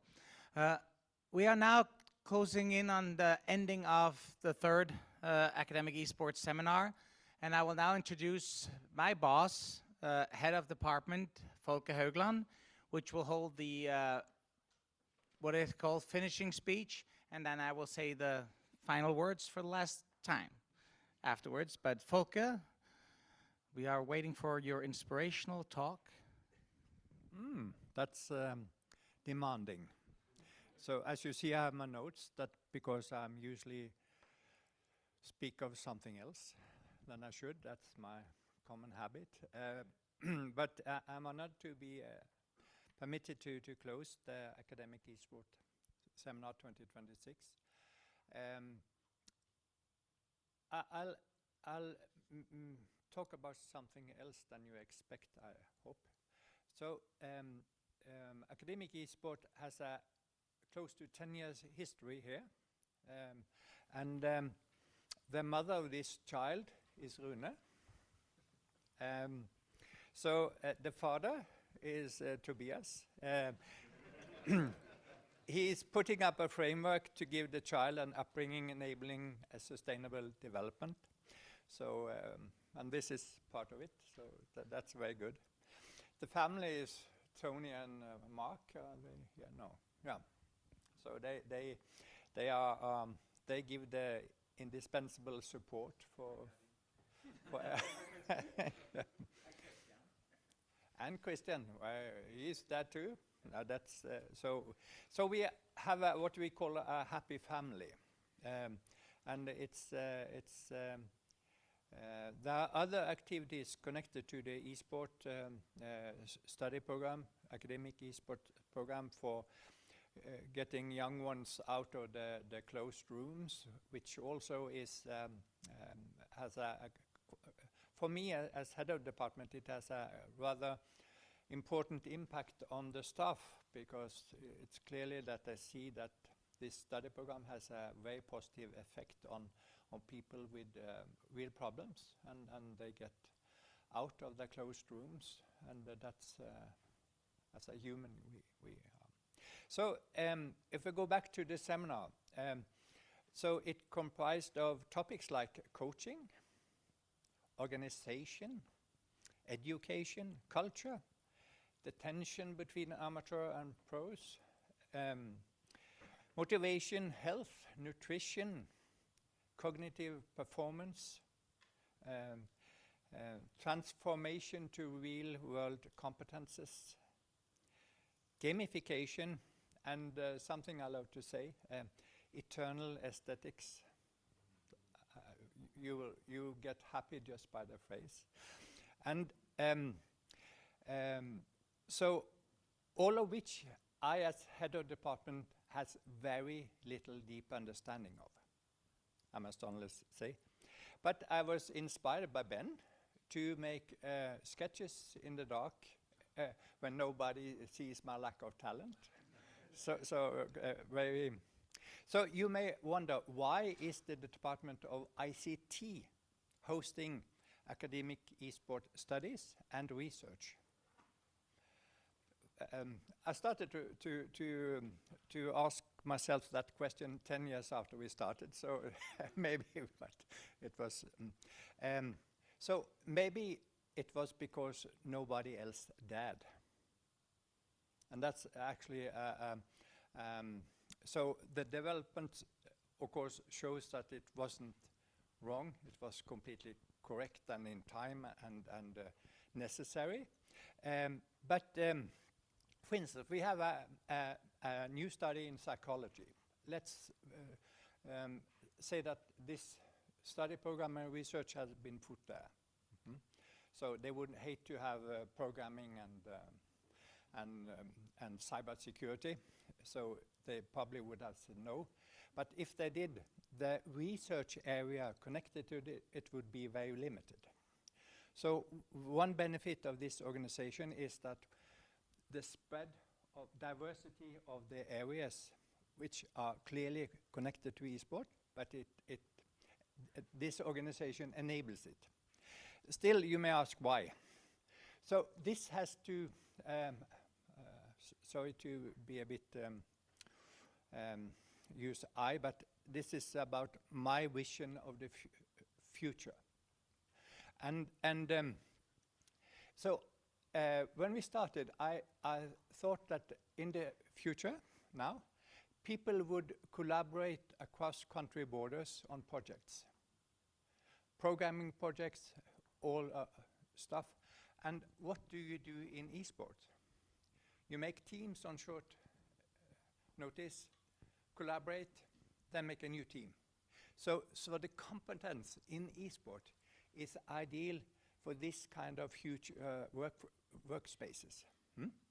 So this not just enables, but it kind of trains something which is of high value. Not just for the ICT department, but of course we should be the first one to implement it. Gamification. I have a vision that, for instance, the young ones, they hate math. But if someone would make a esport game where they need math to win, the government in Norway would pay a lot of money to get it. and parents across the world would do the same.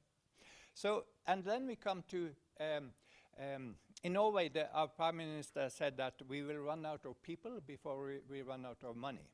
So some of our countries are kind of envious the pension fund invested in stocks in the US tech market.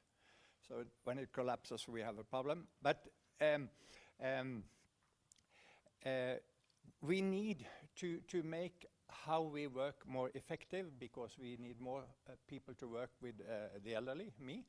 And then, so how to do it? So we talk a lot about digitalization. This is a mantra across all the public sector and the industry. And what are you working with? You make digital worlds. It could be real worlds. So what's the difference? So I think, let's say, when Elon Musk probably ends up in Mars and he needs to construct a space to live for the humans with enough money to travel there, probably there will sit some gamers and manage all the equipment. The lorries, the drilling equipment, the concrete or whatever they need to make there. And this will spread to let's say, a dangerous site like in a pit. So, of course, all work in pits should be done by robots, probably managed by gamers. So there's a huge work potential here, which is very different from what you think of, but it exists and it will just expand. So, of course, when you talk about dangerous spaces, I don't talk about a battlefield, but that's also part of it. So I can tell you, when we started, do I dare to say, the first one outside the university who contacted me said he was a representative for the Education Ministry of Pakistan. You can wonder why. But then I'll come to the main point. So when I describe all the diversity of research field you represent, I think we have one issue in common, and that is we are seeking talents. We seek talents to every field we work with, and the struggle for talents is huge. It's not just about getting the ones applying for universities to be selectors, but it's about all the talents which do not select the universities, who should have. So I had a Twitter account and started to announce for PhD position in ICT, and some were kind of nagging about phrases like females are encouraged to apply. So I didn't want to discuss it, but I think I found the correct way to answer. It's a ways to avoid half the world's talents. So that's, for me, that stops all the discussion about gender discussions. So it's about talents. So if what we do with eSport can attract talents who are then kind of motivated to go into organization, to gamification, to programming. So I'm pretty sure that we'll get talents which we otherwise would miss. And that for society, that's a huge... So this is completely on the other side of what you think of about eSport, but for me, as head of the department, that's the real goal of this. We need talent. And how do we encourage talents to really do effort and try to be really good? You must find something that interests them. And if that is the application, if someone wants to be a GP because he or she wants to save his grandmother for something, but that's motivation. So eSport is a tool, cynical, okay, but for me that's a tool to attract talents. And all countries, so my hope is that we can use the kind of affection and enthusiasm for esport to get people interested in specific areas. Okay, I won't talk too much, but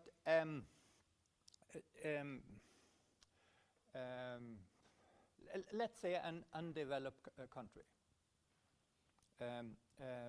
They have a kind of not a well established education system, but probably a lot of them do esports. And I'm pretty sure that if I was an investor in the education system in a country, and how do I attract talents? Today, I think that what is called when radioactivity decay, there is a half. What's it called when the radiation is reduced by 50%? Half-life. The half-life for knowledge now is maybe 2.5 years, based on AI. So it means that the talents we seek is not just those with a specific knowledge and deep knowledge, but a certain amount of curiosity and kind of will to learn new things, to change. And adaptability is one of the things you learn by esport. So again, win-win. And my last thing is about the future. So I would love to have our friend from the Norwegian sports community talk about grassroots. My dream would be to have all universities in the world with academic esport study collaborate, and the idea would be to get talents, and when they enter somewhere and they feel interested in something, they can be funneled to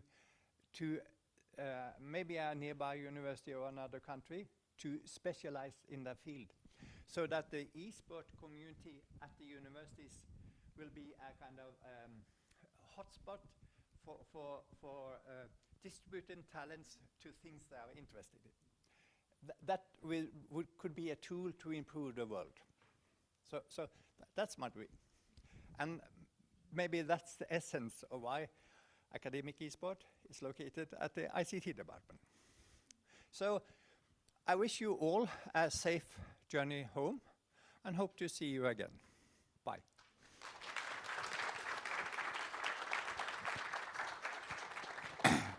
Thank you, Folke, for wise words. It's probably very easy to do, but I really like that thought that you had towards the end about the funneling of people, because it's about community, it's about humans, it's about collaboration. That's what we've been speaking about for 3 days now. And we're speaking about the grassroots, we've been speaking about technical skills, human skills, communication skills, collaboration skills, diplomacy, multiculturalism. We have covered a vast area of knowledge. And this is the wonderful thing about the academic esports program and the academic esports idea.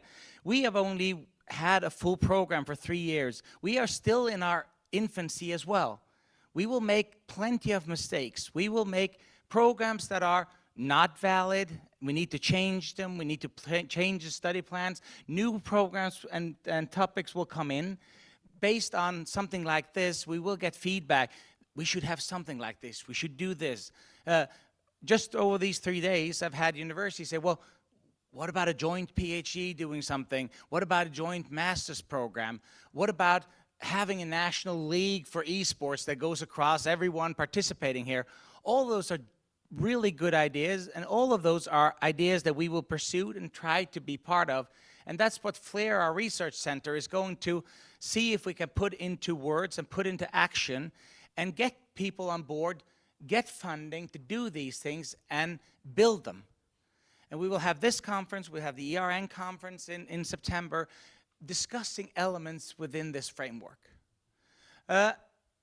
There's a lot of things I could have said, and everyone knows that, but my key thing is that we have met for the third time, gradually more and more people. I think the quality of the abstracts, the panels, the keynotes, they're just getting increasingly better and better, but even better, they are more relevant. They're more on the spot. They are things that happen today or will happen very soon. It's not visions anymore. It is more concretizations of where we want to go.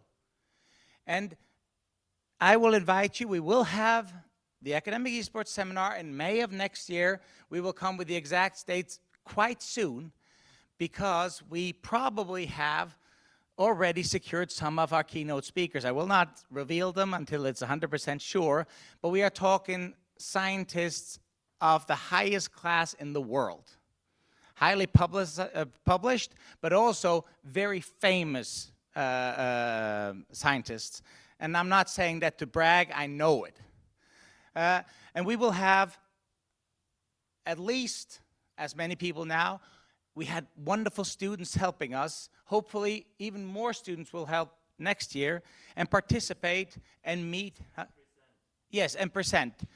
Because that was my last thing I was going to say. The reason why I have been a little bit absent today, and Joe as well, people don't think he does work, but he does, and Brian. We are now in the final stages of our new Nordic Masters program in Academic Esports and Digital Society. And we can reveal that it will be coming to fruition from August of 27, and it will be a research-based master, which means you guys as students can then participate, write papers, and present them at conferences like this. It will give you exposure, it will give you training, and it will give you the skills that we require for the future. So, it's Wednesday night. There's a free day tomorrow in Norway. This is the equivalent of a Friday at a conference. People are a little bit drowsy. It's enough now. And I will say that it is enough now, but we will see you next year, hopefully. Contact me or Toby if there's anything.